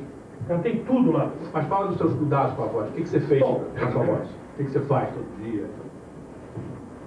Estudei, então, fui estudar com o Maestro Flamínio Contini. Passam-se os anos, na casa do Roberto Miranda, com quem eu vocalizava no Roberto Miranda me ouvir. Ele sempre tive maneira de alguém me ouvir. E o Roberto disse assim, Paulo, recebi da Europa um método de canto que é uma maravilha, do William Shakespeare. E o Roberto começou aquilo. Lá, lá, lá, lá, lá, lá, lá. Aí quando ele foi para o segundo, fez lá, lá, lá, lá, eu fiz lá, lá, lá, lá. Como é que você sabe isso? Eu vi as camadas foi aluno do Contini, roubou tudo, todos os vocalistas do Contini. Esse é o William Shakespeare em inglês. Roubou o nome, roubou o nome de um. O que eu faço até hoje, Eduardo, até hoje, ainda hoje fiz, não tem que cantar. Só tem que cantar no dia 16 de dezembro, se Deus quiser. Eu faço aqueles exercícios do William Shakespeare aqui, no iníciozinho, faço 5, 6 vocalizes sempre. Se tem alguma coisa na voz, não canto, não abro a boca, estou indo. Eu acho que será. Ah, e tem uns certos cuidados. Tem um negócio de um bicarbonato, uma coisa assim. Não tem uma coisa. Não, isso é para saliva, para salivar. Numa gravação, estava o. Como é o nome dele? O Roberto. Não era o Roberto. Aquele que estava gravando no estúdio ao lado do nosso. Aquele que canta. Meu Deus do céu. Quem é que estava lá? Ó, santo Deus. Diz um troço dele. Foi de um conjunto, cantava sempre com o violonista, aquele que faleceu, qual é o nome dele? Nem Mato Grosso. Nem Mato Grosso chegou e disse assim, eu estou meio rouco, com pouca salivação. O que eu faço, Paulo? Bom, você pega um pouquinho de bicarbonato, bota embaixo da língua e deixa ver, que é um emoliente sensacional. No dia seguinte, quando nós fomos gravar, o estúdio de Mato Grosso era bicarbonato, o chão inteiro. Entupiu o estúdio de bicarbonato. Mas não uso, é muito difícil usar, certo? Muito difícil. Talvez o indiano Tagore tenha me influenciado um pouco. O Tagore dizia, Deus me respeita quando eu trabalho, mas me ama quando eu canto. Vamos lá. Paulo, eu queria fazer uma pergunta para você, fora desse problema de obra. Você tem 2 filhos, todos 2 economistas. Agora, você teve um fato que um deles cantava. Não cantava. O Sérgio, mais velho. Conta essa história. O Sérgio Cabral conhece bem o Sérgio.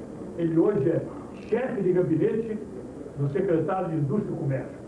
Foi secretário executivo da Associação Nacional dos Bancos de Investimento. Para sair da Associação Nacional dos Bancos de Investimento, para ele trabalhar na Multiplique, ofereceram a ele um automóvel de presente e um helicóptero para ele fazer as viagens, que ele quisesse. E coitado, chegou perto de mim e disse assim, papai, será que eu tenho voz para cantar? Eu digo, vamos ver. Comecei a bater os vocalistas para ele, boa voz de tenor. Eu digo, mas se eu disser a ele que ele tem boa voz, ele vai largar esse negócio todo para querer cantar nessa terra. Então eu puxei o máximo que podia até enlouquecer ele. No dia seguinte ele falou, nunca mais cantou na vida dele. Eu vou prejudicar o rapaz, não. Bom, então isso aí é uma pergunta que eu queria te fazer desde o começo. financeiramente, qual é a compensação de um cantor brasileiro de ópera? Vitor Júdice, o Eduardo acabou de tocar nesse ponto ainda agora. Se eu ganhasse, anos atrás, quando eu cheguei na temporada do cinquentenário do Teatro Municipal, em 1959, cantei 13 óperas diferentes. Não foram restas, não. Óperas diferentes. Se eu ganhasse o que eu ganho agora, eu comprava o Museu da Imagem do Som para nos divertir e fazer um cassino aqui.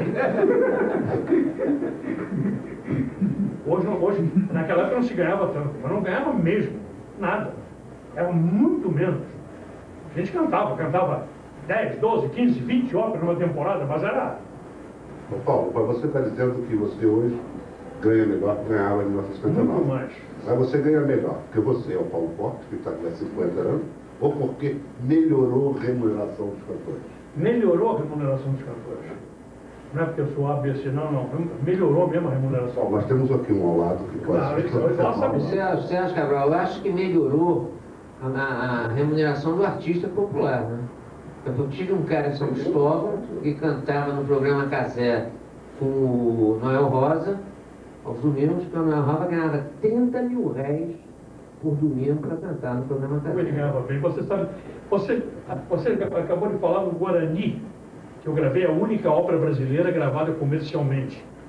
Já saíram entre Brasil, exterior, etc., quase 30 edições do Guarani, agora saiu em CD. Você sabe quanto eu ganhei para cantar o Guarani? Só pela gravação da primeira. 30 mil reais. Só pela... cruzeiros. Foi o que eu ganhei. Isso equivalia ao que hoje? Equivalia ao quê? Em dólar, em dólar. Não sei. Não lembro. Você comprava o quê com 30 mil dólares? Com 30 mil euros mais? Vivia 3 meses a tripa porra. Vivia 3 meses muito bem vivido. Mas eram 30 mil cruzeiros que eles até hoje ganham. Eles ganham até hoje.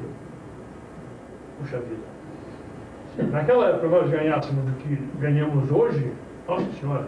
Aliás, no Museu da Imagem do Som, quero fazer publicamente um agradecimento ao Eduardo Alves, que fez questão de cantar no meu espetáculo comemorativo de 50 anos de carreira, de graça. Não quis ser remunerado. Ô Paulo, vem cá, agora, hoje se ganha mais, mas em compensação, quando você cantava mais jovem e tal, ou mais velho, como da minha idade, cantava-se muito mais também, né? Você falou que cantou 13 óperas num ano. Eu estava lendo a biografia do Cazuza, que ele num ano no Metropolitan cantou 70 e tantos espetáculos. A Carlos, quando estreou no Metropolitan, recebeu $1.500 de cachê. Já era famosíssimo, nos anos 50. Mas olha aqui. É claro que $1.500 valia talvez hoje 5, mas mesmo assim, quer dizer, você acha que o que aconteceu? Eduardo, eu era produtor da Philips do Brasil. A Philips do Brasil tinha um programa no Rio de Janeiro, chamava-se Carrossel. Tinha um programa em São Paulo com o Lamartine Babo. Depois, era eu que produzia. Em Belo Horizonte, aqui, no ano da graça de 1960, eu fiz, dirigindo, produzindo ou cantando, 104 programas de televisão. Eu fiz. Você imaginou se ela fosse bem pago? Aliás, tinha um humorista que infelizmente já morreu, mas que era muito meu amigo, Dom José Cavaca, que dizia assim: bons tempos aquele, ganhava-se tão pouco. Era pouco isso. Eu quero saber o seguinte, você falou agora, eu viveria a tripa porra. O que seria para você viver a tripa porra? O que você faria? O que você faria? Você com dinheiro para gastar, o que você, Paulo Forte, e que você utilizaria uma fortuna em qualquer? Você pergunta, Paulo, quanto é que você ganha? Porque eu tenho uma aposentadoria como professor do Estado e tenho uma aposentadoria do INPS. Se você me perguntar, quanto é que você ganha, eu vou dizer, você não sei. Pergunta a Zilka. Eu não sei mesmo e não quero saber. Eu não quero saber. Se você perguntar, quanto foi que você recebeu para fazer o espetáculo comemorativo dos seus 50 anos de carreira? Você sabe o que foi que eu recebi? Satisfação imensa. Quando tocar a 7ª trombeta do Apocalipse, eu estou dizendo ao Calil, Emílio Calil, muito obrigado. Foi uma satisfação enorme que eu tive. Não ganhei nada. Adorei fazer. Adorei. Diga-se de passagem, foi um dos mais belos espetáculos. Uma noite memorável. Uma noite memorável. Então, Paulo, todos os aspectos. A pergunta do Sérgio Cabral. Você hoje todo homem que quando pergunta quanto eu ganho, manda perguntar à mulher, a Zilka, vive a tripa forra. Isso é mais ou menos a mesma. Não vi meu tripa forra, não é bem assim, não. Tá pra gente viver e tudo mais. Você vê, agora, por exemplo, eu vou, agora dia 16 de dezembro, não, dia 29 de novembro, vai haver, vamos entregar a medalha Pedro Ernesto na Câmara dos Vereadores, muito bem. Vai cantar, alguns colegas se ofereceram para cantar, querem que eu cante também, eu vou cantar. Depois eu vou a Vitória do Espírito Santo, na praia do Camburi, cantar para 10 mil pessoas ao ar livre. Vou lá cantar. Depois volto aqui e o Jesus Chediac, sabe quem é, senhor? Jesus Chediac me telefonou: Paulo, é dia 22 de dezembro. Ele agora me falou: você não acha que é muito mais bonito você cantar no dia 24 de dezembro? Você quiser, o Chediac, o que eu vou fazer? Quer dizer, eu vou cantar em Petrópolis, em frente à catedral. Para dizer que são 5 mil pessoas, me dá 5 microfones. Tá louco? Se não cantar, eu vou cantar. Dinei Berton, fala sobre os seus prêmios durante esses 50 anos de carreira. É para falar? Medalhas, títulos. Eu ganhei 6 medalhas de ouro mesmo, da Associação Brasileira de Críticos Teatrais. Ganhei 2 vezes o Prêmio Estadual de Teatro. Eu ganhei os prêmios oficiais até hoje 32. Com a medalha Pedro Ernesto vão ser 33. Ganhei de rádio, cinema, televisão. Agora, o mais importante que eu ganhei, na minha opinião, foi no Festival de Cinema de Nova Friburgo, quando me deram o prêmio. Meu filme ainda não tinha sido lançado, o primeiro, em termos de Capetina. A Liliana Renata perguntou: este prêmio você está ganhando por quê? Eu disse a ela: robustez infantil. Ninguém viu o filme. Pode ser. Eu falei para ela: robustez infantil. Ninguém viu o filme, porque me deram um filme de prêmio lá. Foi isso aí. Prêmio tem muitos lá em casa. Diplomas, medalhas, medalha da faculdade, medalha. Diploma da faculdade de Direito. Ô Paulo, você disse que a maior emoção que você teve nesses 50 anos foi a sua festa no Teatro Municipal. Foi, uma das maiores foi indiscutivelmente foi. E a maior decepção? O nome dele é Álvaro Moreira Amargas, não, vai. As Amargas, não. No ano em que eu completo 50... Bom, primeira festa do Teatro Municipal foi uma coisa sensacional. Eu quis falar para agradecer, não conseguia falar. Não podia falar. Agora, decepção. No ano em que eu completo 50 anos de carreira, pela primeira vez, eu fui obrigado a atacar um colega publicamente, que fui atacado por ele. Fui obrigado. Este moço me atacou publicamente, eu respondi à altura, não, um pouquinho pior. Uma aluna dele disse para Nádia Adolfo, o Marcos Menescal: eu fico muito sentido porque disse aquilo a respeito do Paulo. Negativo, ele está sentido pelo que o Paulo respondeu a ele. Negativo. Eu fui obrigado a fazer isto publicamente. No ano em que eu nunca ataquei absolutamente ninguém. Agora, é um moço que é profissional da mentira, todo mundo sabe disso, e eu não ia deixar ele dizer uma série de voltas. Que eu não podia cantar, não estava em condições de cantar. Vou contar. Não, até porque é para a posteridade. Queriam que eu cantasse a Traviata sem ensaio nenhum, com um maestro italiano, e diziam, eu ouvi dizerem para ele: o senhor é o substituto do Serafim. Ele ficou até espantado. Substituto do Serafim. Os tempos do moço eram completamente diferentes. Eu compareci ao Teatro Municipal a 11 ensaios, sentado ao lado do Vitor Jutsi, muitos ensaios de orquestra. Não, Vitor. Fui chamado alguma vez para ensaiar? Nunca fui chamado para ensaiar em nada. Queria que eu entrasse em cena para cantar com o maestro, que eu mudava os tempos todos. E depois vim me atacar, que eu não cantei, que eu não estava, não estou preparado para cantar Traviata. Então, por isso é que quando o Micael que a bancaça homenagem a você, eu quero cantar Traviata e depois os MC. Se eu não pudesse cantar, eu disse: não posso cantar, acabou. Qual é o problema? Não posso cantar, estou ruim. Paulo, eu queria te perguntar, você é um homem realizado na sua carreira, e se você tem algum sonho que você não realizou ainda, que gostaria de fazer? Gostaria, mas não vou fazer. Eu gostaria de cantar uma ópera do Donizetti que chama-se La Mama. Viva La Mama, você conhece? É uma senhora que foi cantora de ópera, tem 2 filhas, ela aborrece os juízes de todo mundo para essas filhas cantarem, e por acaso é um barítono. Eu gostaria de muito vestir a roupa dessa senhora para fazer essa miséria toda em cena. Isso não fiz. Há uma peça que foi montada em Buenos Aires, eu vi lá que o ator também faz o papel de... Parece que chegaram para montar aqui em São Paulo, fizeram em São Paulo. Não sei. Paulo, eu vou falar uma coisa com você. Você é um cantor, não interessa que se você é barítono, isso não interessa. Você é um cantor de voz perfeita. É isso. Um cantor, quando eu digo cantor de voz perfeita, eu não estou fazendo nenhum elogio. São pessoas que têm a voz perfeita. Eu conheço, por exemplo, você é um cantor de voz perfeita, o Silvio Caldas é um cantor de voz perfeita, Calbi Peixoto é um cantor de voz perfeita, Carlinhos, que controlava a Xerox no Banco do Brasil, ficar lá dentro cantando assim, lá no morro de Mangueira, bem de frente. Era perfeita a voz, cara. Era um cantor de voz perfeita.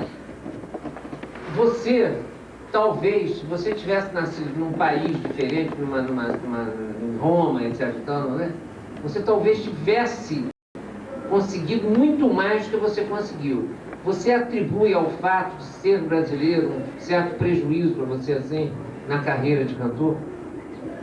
Ô, Vitor, eu vou falar uma coisa para você.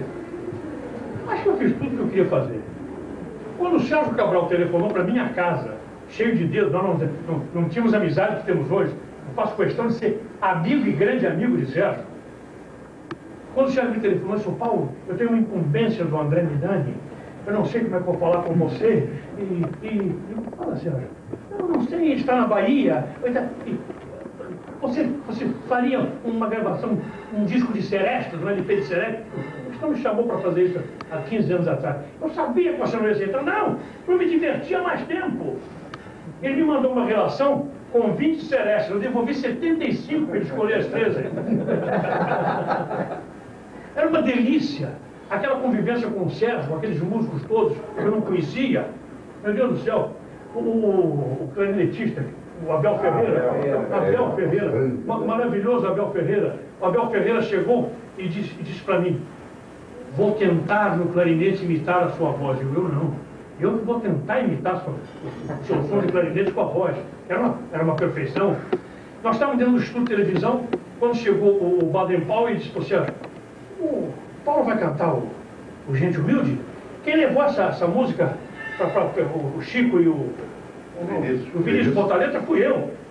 Quem é que vai acompanhar o Paulo? O Sérgio disse assim, o Rafael Rabelo. O Rafael morreu com essa pinimba, coitadinho. O Rafael Rabelo disse, não, eu quero acompanhar o Paulo. Diz o Sérgio, mas eu não tenho dinheiro para pagar você para acompanhar o Paulo. Eu quero acompanhar de graça. Então foi. Porque ele tinha um cachê especial, né? O padre tinha um cachê. É claro. E eu me lembro quando acabou essa gravação, o padre falou, mas como canta esse cara, hein? Eu não sei. Eu acho que, graças a Deus, o que eu quis fazer... Paulo, o problema é o seguinte, eu sempre fui seu fã, dentro do Teatro Municipal e tal. Por exemplo, você sabe que tem um advogado na Tijuca, não sei se ele ainda vive, um cara maluco, morava na Rua Uruguai, que ele escreveu um livro e publicou por conta própria. O livro é mal publicado e tal, onde ele faz assim, ele mostra todos os espetáculos que houve no Teatro Municipal, de 1909 até 1970, um negócio assim. E eu fico lá seguindo, acompanhando você. Você já teve a infelicidade de ouvir um barítono que canta agora nesses vídeos, que vem do Teatro à la Scala, chamado Paulo Cone? Já.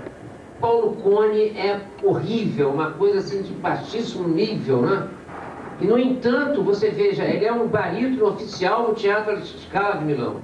Então, eu acho que quando você nasce no Brasil, para certas profissões, você tem você é prejudicado de uma certa forma. No seu caso, eu acho que você foi prejudicado. Eu, quando cheguei aqui hoje, Estava passando essa fita aqui que você me prometeu uma cópia, e amanhã às 7h30 da manhã eu estou telefonando cobrando. Vai ter a cópia. Eu vou dizer um negócio. 5 cobrando agora. Aquilo dali é uma coisa que tinha que ser comercializado o quanto antes, porque é uma das coisas mais perfeitas que eu já ouvi. Você cantando aquelas canções sicilianas, não sou seu amigo, aquelas canções sicilianas, é uma coisa perfeita aquilo. Como aquele vídeo que estava sendo exibido no Teatro Municipal, no Foyer, no dia da homenagem a você. Foi uma coisa impressionante aquele. Tinha uma americana do meu lado que perguntava quem era você. Olha, eu vou contar uma coisa para você. Injustiça existe em todo canto. Eu não me julgo injustiçado, não. Eu sempre me lembro dos que estão mais embaixo. Havia um barítono, vai uma anedota, o barítono Trota. O barítono Trota era um barítono romano. Em Parma, eles vaiam tudo. Vaiam o Papa, vaiam um minuto de silêncio, vaiam qualquer coisa. Esse Trota foi cantar os palhaços de Leão Cavalo, os palhaços. Ele falou assim, pô, eu sou de pô. Deram-lhe uma vaia. Uma dessas vai de balançar coreto. Vaiaram, né? O Trota no palco começou a rir. Mas ria como um possesso. Diante daquilo, a plateia foi acalmando. Quando no silêncio ele disse, ma questo è per me, aspettate il tenore. Isso pra mim. Tinha gente pior que eu. Tem gente pior, não estou injustiçado, não. Está tudo muito bom, graças a Deus. Você vê, por exemplo, nessa festa que o Calil me ofereceu no Teatro Municipal. Celine Ambert, Ruth Staert, Eduardo Obras, quanta gente ali me empurrando, pelo amor de Deus. Aliás, o nosso Paulo Forte é um astro, né, uma estrela, mas com a coisa modesta. Porque veio fazer uma pergunta bem carioca. Você vê como ele é modesto. Por que time você torce? Para não brigar com ninguém. Para não discutir com ninguém. Para ninguém me atormentar, eu sou América. A maior prova de humildade que existe é que eu sou América. Mas você sabe por quê, Sérgio? O negócio é o seguinte. Quando o América foi campeão do centenário, o capitão do time chama-se Paulo Barata Ribeiro, meu tio, irmão de papai. A sócia número 1 do América, Dagmar Gomes de Paiva, minha tia. Número 2, minha mãe, Zélia Gomes de Paiva. Por isso é que eu sou América. Mas eu não sou desvairado como o Max Nunes, por exemplo. O Max é América desvairado. Eu não, eu sou América. Se a gente não discute, cadê o América? Não existe. É ótimo.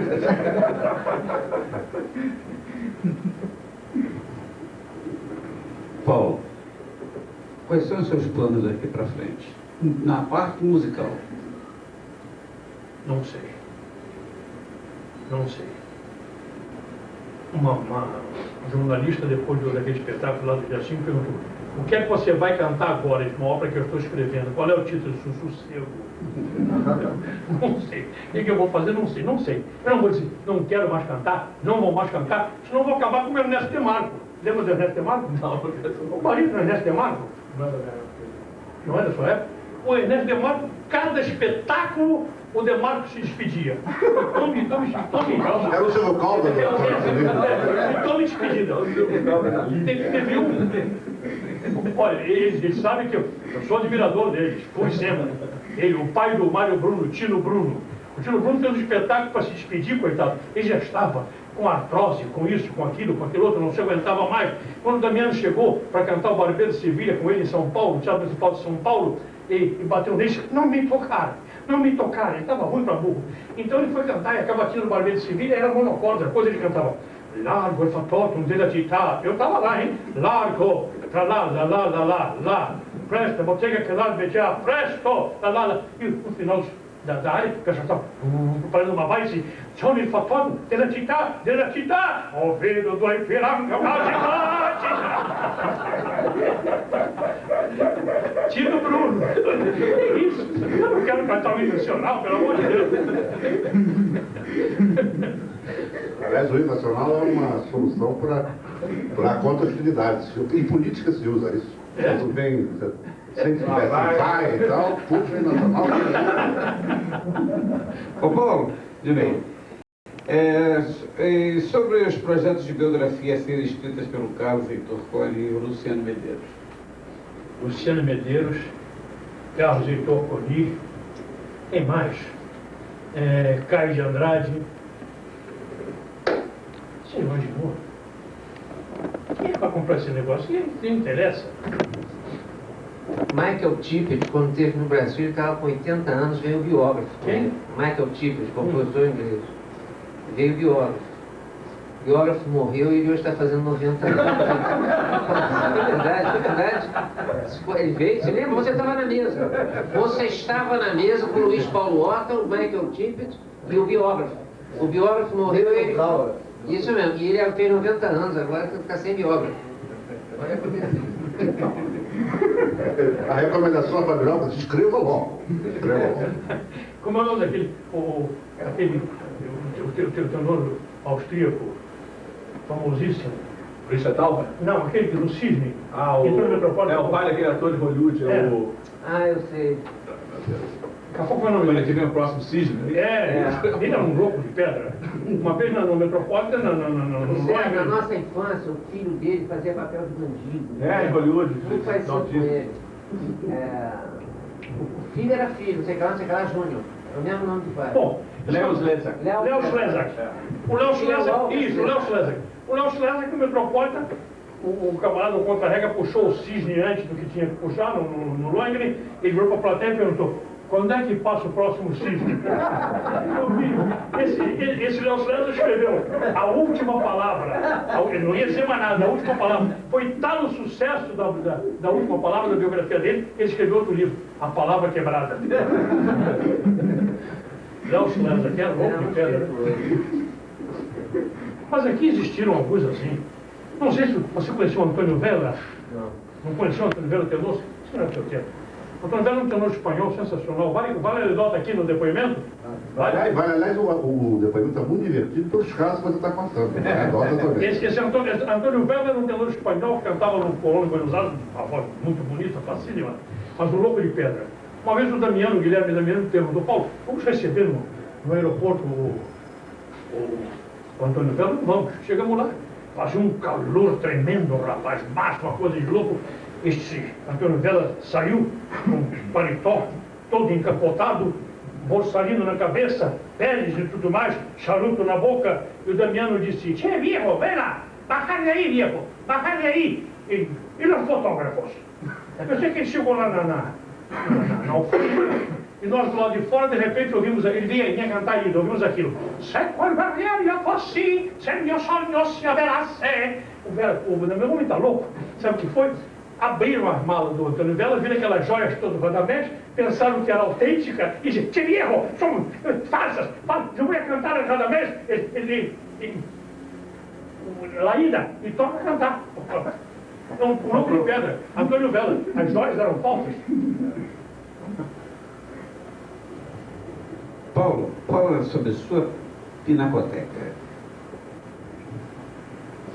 Rapaz, é uma mania que eu tenho. Agora, meu filho que disse: você agora não pode mais comprar quadro, não. Tem que comprar, agora é parede. Para botar quadro. Eu tenho 52 quadros em casa, tenho mania de quadro. Alguma predileção? Qual é o... Hein? Alguma predileção de pintor e tal?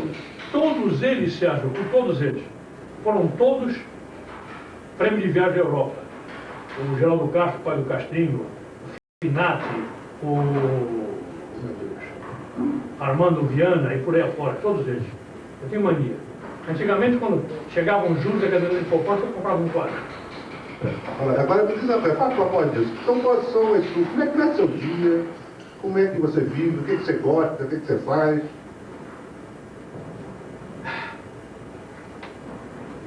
Eu gosto muito de livro. Hoje, por exemplo, eu acordei cedo para ver o Brasil dar uma surra no Japão.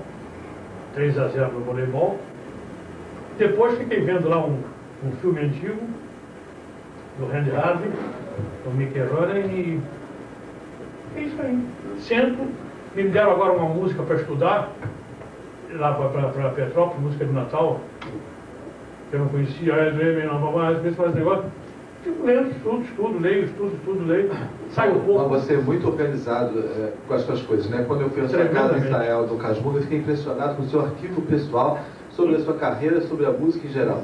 É impressionante a documentação que você tem, quer dizer, de programas, de recortes de jornais, de discos, de Quer dizer, facilita a vida dos biógrafos. Né? dos biógrafos e dos pesquisadores. Realmente é impressionante. Não, e facilita a vida dos colegas também. Ué, de vez em quando me telefona, Glória Queiroz me telefona, Paulo, você podia depor no Instituto, no Nacional de Aposentadoria, com a NPS, tudo mais. O que eu cantei esse ano assim? Você tem alguma coisa? Eu tenho, Glorinha. Vem aqui, você cantou isso aqui, você cantou aquilo. Aí lá fui eu, depor. Aí tinha um advogado, meio presunçosinho, disse, senhor Paulo, faça isso, escreve também. O senhor vai depor a favor de Dona Glória Queiroz? Eu disse, sim, senhor. O senhor sabe que o senhor tem que dizer a verdade? Somente a verdade? Sei. O senhor conhece Dona Glória Queiroz há muito tempo? O senhor sabe quem rezou a primeira missa no Brasil? Frei Henrique de Coimbra, ele coelho no altar e nós no coro. Paulo, você Paulo, isso assim. Paulo, você falou do dia a dia e tal. Alimentação frugal. E que horas você faz as caminhadas? Eu tenho uma bicicleta ergométrica que me deixa com a dor no joelho do cão. Não caminhada nada, rapaz. Mas a propósito, não gosto de andar de a propósito das comidas, o que você gosta de comer? Eu gosto do duro, Sérgio. O pessoal vai tanta gargalhada. Arroz, feijão, filé ao alho e óleo e muita batata frita. É isso aí. Eu, quando eu fui fazer aquele La Mama, quando desci aquele especial, eu lá em Tiradentes peguei uma pneumonia. E emagreci. Fui obrigado, fui internado no hospital. Fiquei uma semana internado no hospital, fui obrigado a fazer uma dieta bárbara. Eu perdi 21 quilos. E infelicidade é que eu mandei fazer 2 ou 3 ternos naquela época. Agora já chamei o alfaiate lá do teatro, que é especialista em tira, tentando aumentar um terno para poder... Eu engordei 18 dos 21. Aliás, quando você falou em tripa porra, bebia tripa porra, eu imagino você comendo empadinhas assim. Né? É uma coisa que você gosta também. Ou seja, eu não sei o negócio aqui. Eu saí do São Bento, ia para o Lago da Carioca para depois pegar Praça Tiradentes, pegar o bonde para ir para casa, né? Na Tijuca, eu morava na Tijuca. Eu passava em frente àquela confeitaria. Qual é daquela confeitaria que tem ali? Lalé. Não, é a Manon. Manon? Não sei. Na praia do Lago da Carioca. Eu passava na caveira, vi uma empadinha ali, mas naquele dia só estava com o dinheiro da passagem. No dia seguinte eu ia lá comer empada, tivesse ou não tivesse vontade. A minha empada não descia. Ia lá comer empada, depois eu ia pegar o bonde. Sempre foi assim. Sempre. Bota um fogo, cara. Não é? A empada é bom. Paulo, deixa eu fazer uma pergunta aqui. Você tem um repertório enorme, né? Você cantou... Quantas óperas você cantou? Ópera 87. Papéis diferentes. Papéis diferentes. Como você fazia para estudar? Você primeiro estudava o texto, depois você estudava música, você estudava junto. Como é que você memorizou isso tudo? Ô Eduardo, eu ainda não sei se minha memória é visual ou é auditiva. Eu não sei. É uma das duas. Deve ser visual também. Porque eu me lembro quando, em psicologia, eu fui aluno da Universidade de Palmeiras, no pré-jurídico. Uma vez na Universidade de Palmeiras começou a dar nota ao pessoal. Anitta Moreira, oi, fulano, tal, Paulo, 3, você colocou as vírgulas? Eu não, senhor. Eu não tive foi tempo de passar o livro do Iago Pimentel com as minhas palavras. Quem tem um livro do Iago Pimentel aí? A moça tinha, dei para ele. Qual foi a primeira questão, professor? Etimologia do vocal. O termo psicologia foi empregado pela primeira vez por Hugo Klein, vírgula, professor de lógica da Universidade de Hamburgo, ponto. Mais tarde, vírgula, 11 de discípulo, vírgula, Karma, empregou como título em 2 suas obras, aparece, psicologia empírica. O que eu fiz? O que eu boto o olho, ficava, agora não tanto. O que eu botava o olho ficava, era no inferno.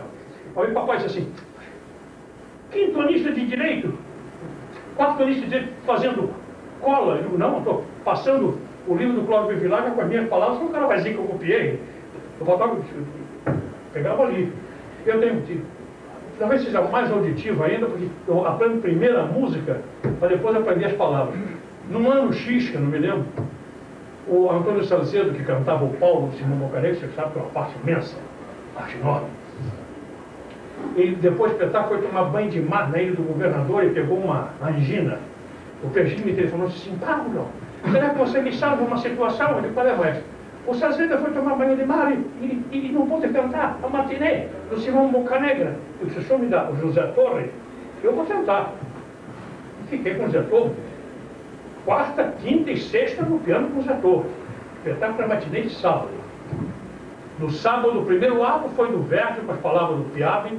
Segundo também, mas no terceiro ato, meu amigo, eu cantei a música do Verdi, mas o que vinha na minha cabeça, lá, o que vinha na minha cabeça eu enfiava lá.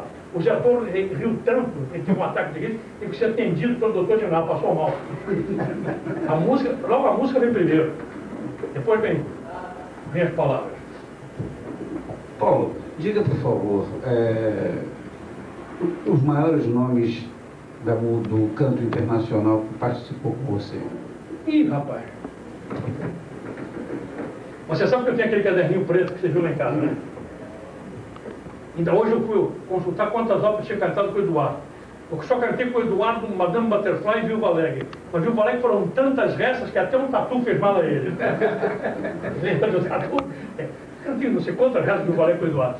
Mas eu, com sopranos, eu já cantei com sopranos 125 sopranos diferentes. Tem 125 sopranos. Eu fiz um ensaio anti-geral da Traviata com a Callas. E o espetáculo foi com a Tebaldi. Cantei com a Zeane, com a Barbieri, com a Julieta Simeonato, com o Gílio, com o Tagliavini, com o que você quiser. Demônio, cantei só Guarani, hein?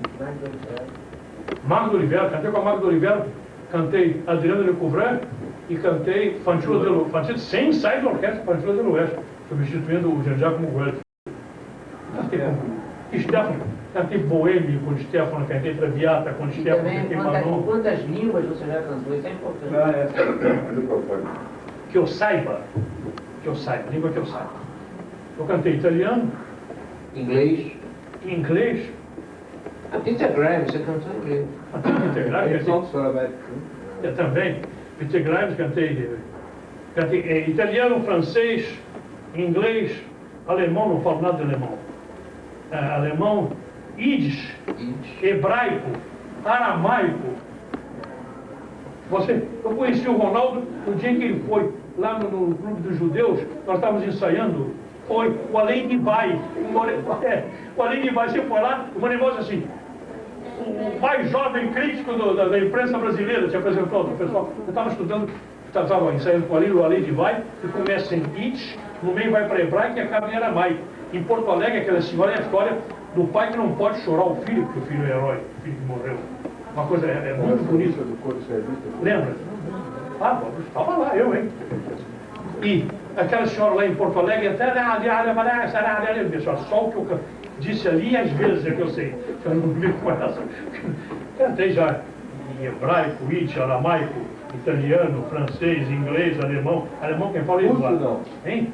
Russo não.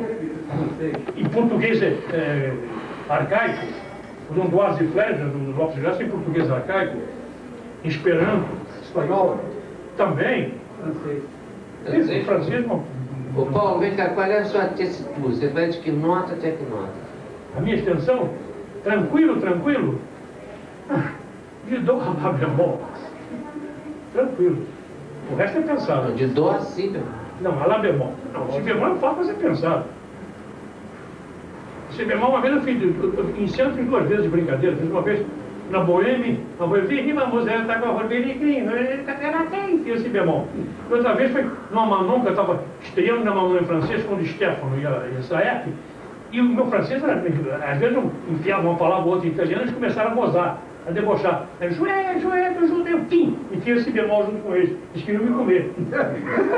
Ô Paulo, de todo mundo que você cantou, quem foi o cantor que mais te marcou? De todos esses grandes nomes, de todos esses 50 anos?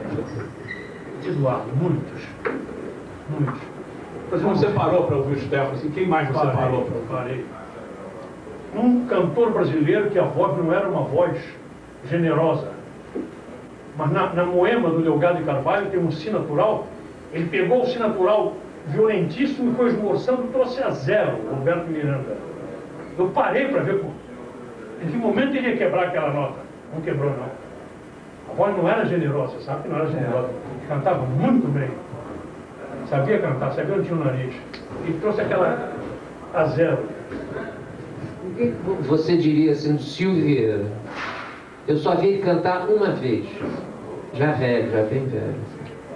O Silvio estreou no Valentim do Fausto com 21 anos de idade em 1921. Ele é muito chegado a mim. Quando o Silvio foi morar em Pedro do Rio, que ele vinha para o Rio de Janeiro, ia morar lá em casa. Gostava muito dele. O Silvio Vieira era um barítono muito agudo, que o Roberto precisava de um tenor para cantar Guarani, Fedora e Fantula, e fez o Silvio cantar Guarani, Fedora e Fantula como tenor, e a voz dele começou a balançar. Ele mesmo dizia isso. O Paulo, eu não tenho certeza, eu acho que eu vi uma gravação, é possível você com o Reis e Silva, você chegou a cantar. Salvador Rosa. Pois é, queria que você falasse dele, que é um tenor que foi completamente esquecido e foi um grande tenor brasileiro. Ele era realmente excelente, porque a gravação era muito ruim que eu vi na rádio tocando. Foi. O Reis foi, na época, ele, Reis Silva Silveira, foi o primeiro tenor brasileiro. Ele tinha um defeito na passagem. Às vezes o Silveira, que era muito engraçado, dizia que o Reis na passagem via 3 portas na frente dele. Em vez de abrir logo a primeira porta, que nos agudos, ele tentava as 2 primeiras para entrar na terceira. E o Silveira dizia assim, eu com o Reis e Silva tenho que pagar 2 cachês, o Reis no centro e o Silva nos agudos. Mas ele era um tenor de fibra. Foi tenor de fibra. Paulo, eu queria que você falasse da sua relação com a crítica. Como é que foi essa relação? Como tem sido? E se possível até dar um exemplo, quer dizer, de críticos que você homenageia e tal. Até tem de outros que você ridiculariza por ter escrito coisas ridículas. Não, eu vou falar uma coisa para você. Eu peço licença para não citar. Uma vez na Rádio Maringue Veiga eu levava uma Madame Butterfly com o Roberto Miranda e a Wanda Oiticica. Determinado crítico meteu a ripa neles, mas de lascar, e disse, graças a Deus ele estava um barítono no Paulo Forte para salvar a situação. Eu não cantei nesse espetáculo. Houve um outro espetáculo em que eu cantei Os Palhaços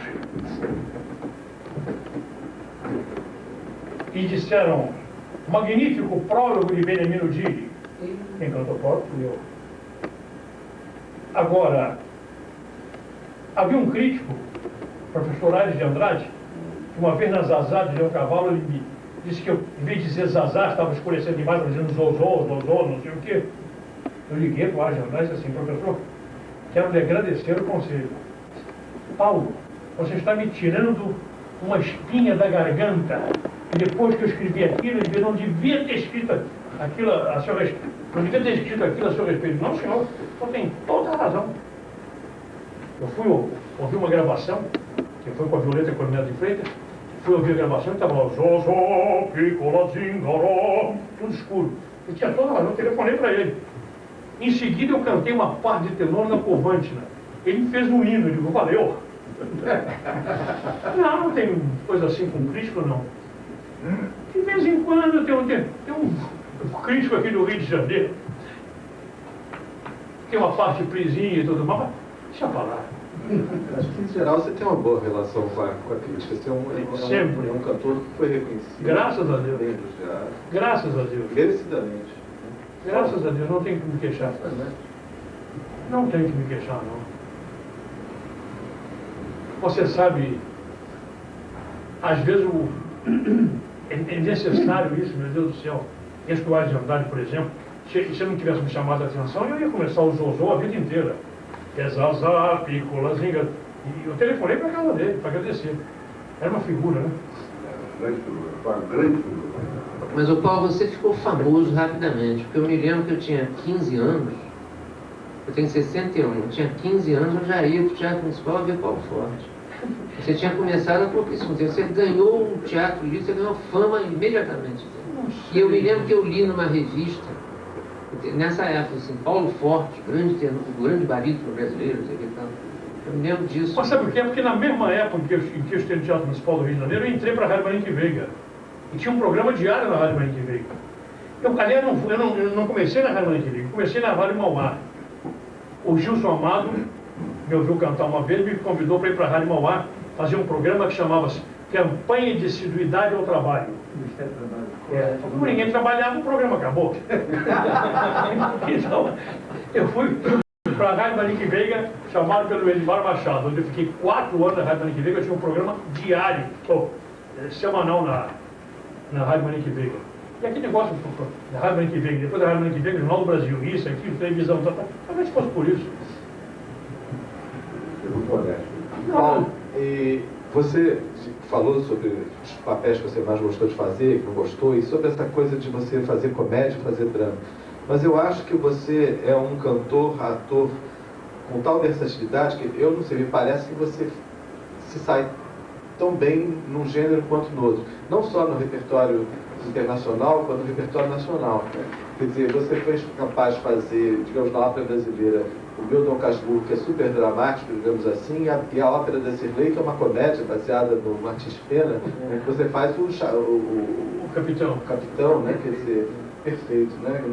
No espetáculo de inauguração do Centro Cultural do Banco do Brasil. Quer dizer, então eu acho que o Chalaça também, né, Mignone, quer dizer, eu não sei, você disse que prefere o drama, né? Quer dizer, não, eu me mas sinto... você disse que o melhor papel foi o Falstaff, que é o... É cômico. Eu acho que o meu melhor papel foi o Falstaff, eu acho, não sei. Da Cirlei, por exemplo, disse Cirlei, posso botar um caco na tua obra? Senão, o que você quer fazer? Quero fazer, às vezes, o Capitão Gago. Essa aí pode fazer. Eu fiz o Capitão, tem que ter aqui e... E pegou o Capitão Gago da Cirlei. Mas não gostar da sua presença. Uma das grandes satisfações, ultimamente, foi ter feito o seu Dom Casmurro. Eu achei sensacional. Aquele final do Dom Casmurro é de matar. Eu saí dali e vou contar. E vou contar uma coisa: o Jorge Colli, professor da Unicamp, estava agora lecionando na Sorbonne. Quando acabou o último espetáculo do Dom Casmurro, bateram na porta, já tinham todos cumprimentado, que eu abri a porta, estava o Jorge Colli em prantos. E disse: eu não posso dizer nada, nem eu. Paulo Borges, eu ia fazer uma coisa que eu achei impressionante. Foi em 54, eu nunca... Você viu que quando eu conversei com você, eu te disse logo isso, né? Aquela Salomé do Richard Strauss, com a Ingeborg, que ela fez aquela dança dos 7 véus, sabe? E eles complementaram a ópera com o Jansky, você lembra disso? Completamente. Você estava impressionante naquele Jansky. Eu não sei se estava ou se não estava. Eu sei que ali, eu também me emocionei a beça porque eu estava voltando de Florença. Eu voltei de Florença para enterrar meu pai, em 1954.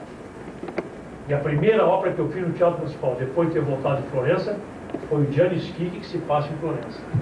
Ali eu cantei com um nó na garganta. Comédia, né? E eu vi, acho que um Jansky com você, não tenho certeza, se você, eu acho que sim, no Teatro João Caetano, exatamente, com a Ruth fazendo a Laureta, né? No final da década de 70, o Teatro Municipal estava fechado, em reforma, e vocês fizeram um espetáculo que tinha um homem só do Camargo Guarnieri com Fernando Teixeira, né? E tinha o Tabarro, no lugar da Sora Angélica, eles puseram um homem só do Camargo, e você fez ali. E foi muito bonita aquela montagem. Foi o Gianni Rato que dirigiu ou o Zé Renato? Quem dirigiu foi o Zé Renato. O cenário era do Gianni Rato, o figurino do Arlindo Rodrigues, a direção do Zé Renato. Só. Uma beleza. Só. Foi muito bom. Uma beleza. Eu, por acaso, tenho gravado isso em vídeo. Beleza, beleza, beleza. Quem é que fazia a Laureta naquele... Não, naquele Jansky de 54, quem fazia a Laureta? Diva Pierante. Diva Pierante, é isso. Assis Pacheco, Diva Pierante. Escreveu livro, não tem? Que livro? Nada. Sim, Paulo. Escreveu um livro. Todo mundo escreve. Já tem até título, eu me fiz por si mesmo. Paulo, um sonho realizado e um sonho não realizado. Um sonho realizado é ver meus 2 garotos como estão. Esse é um sonho realizado. Agora eu precisaria pedir muito, né, meus velhos assistirem 50 anos de carreira. O que mais? Tudo bem.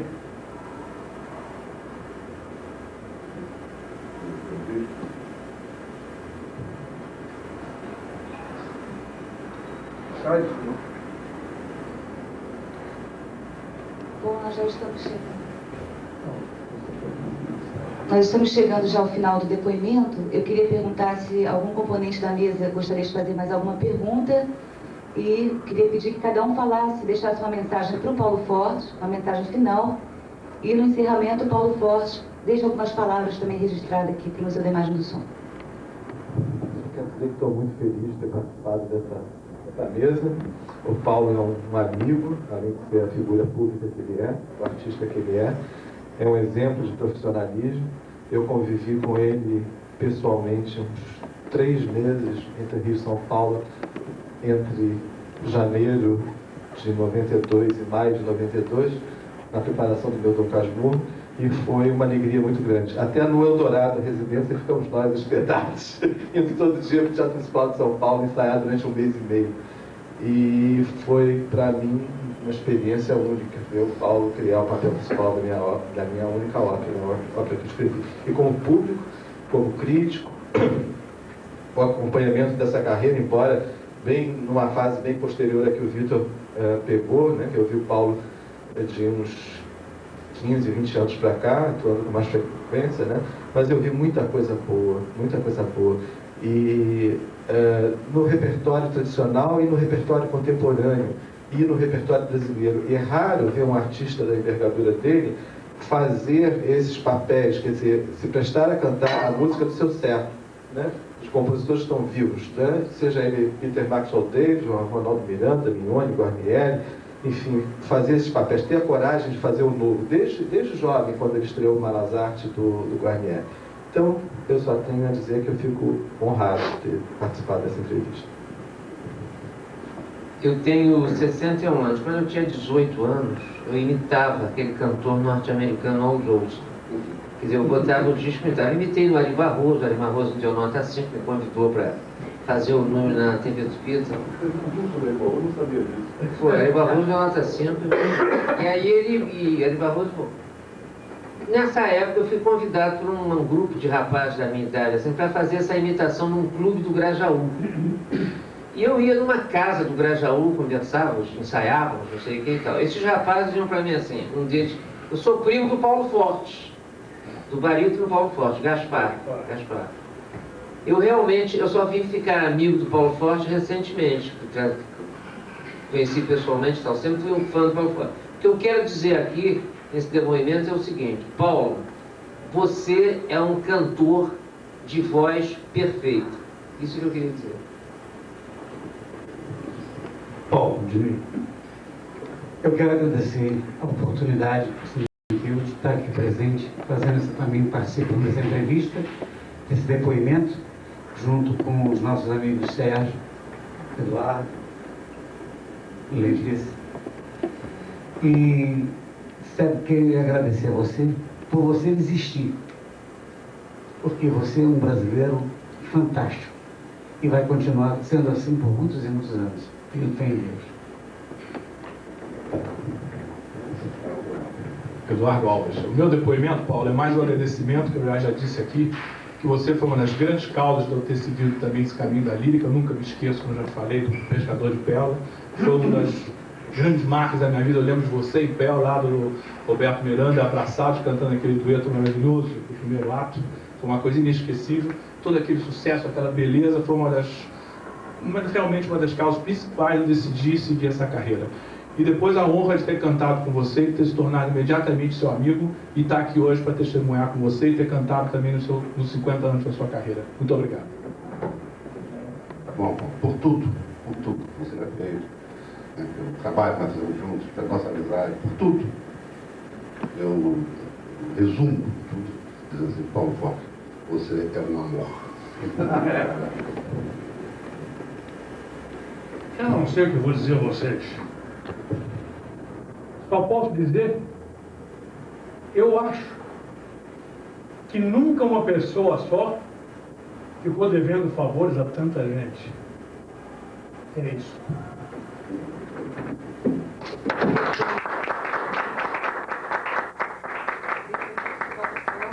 Às 18 horas e 20 minutos do dia 16 de novembro de 1995.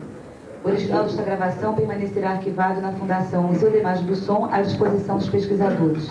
Produção, Núcleo de História Oral. Técnico de áudio, Jorge Englar. Técnico de vídeo, Walter Caos. E mais não disse, nem lhe foi perguntado. Parabéns.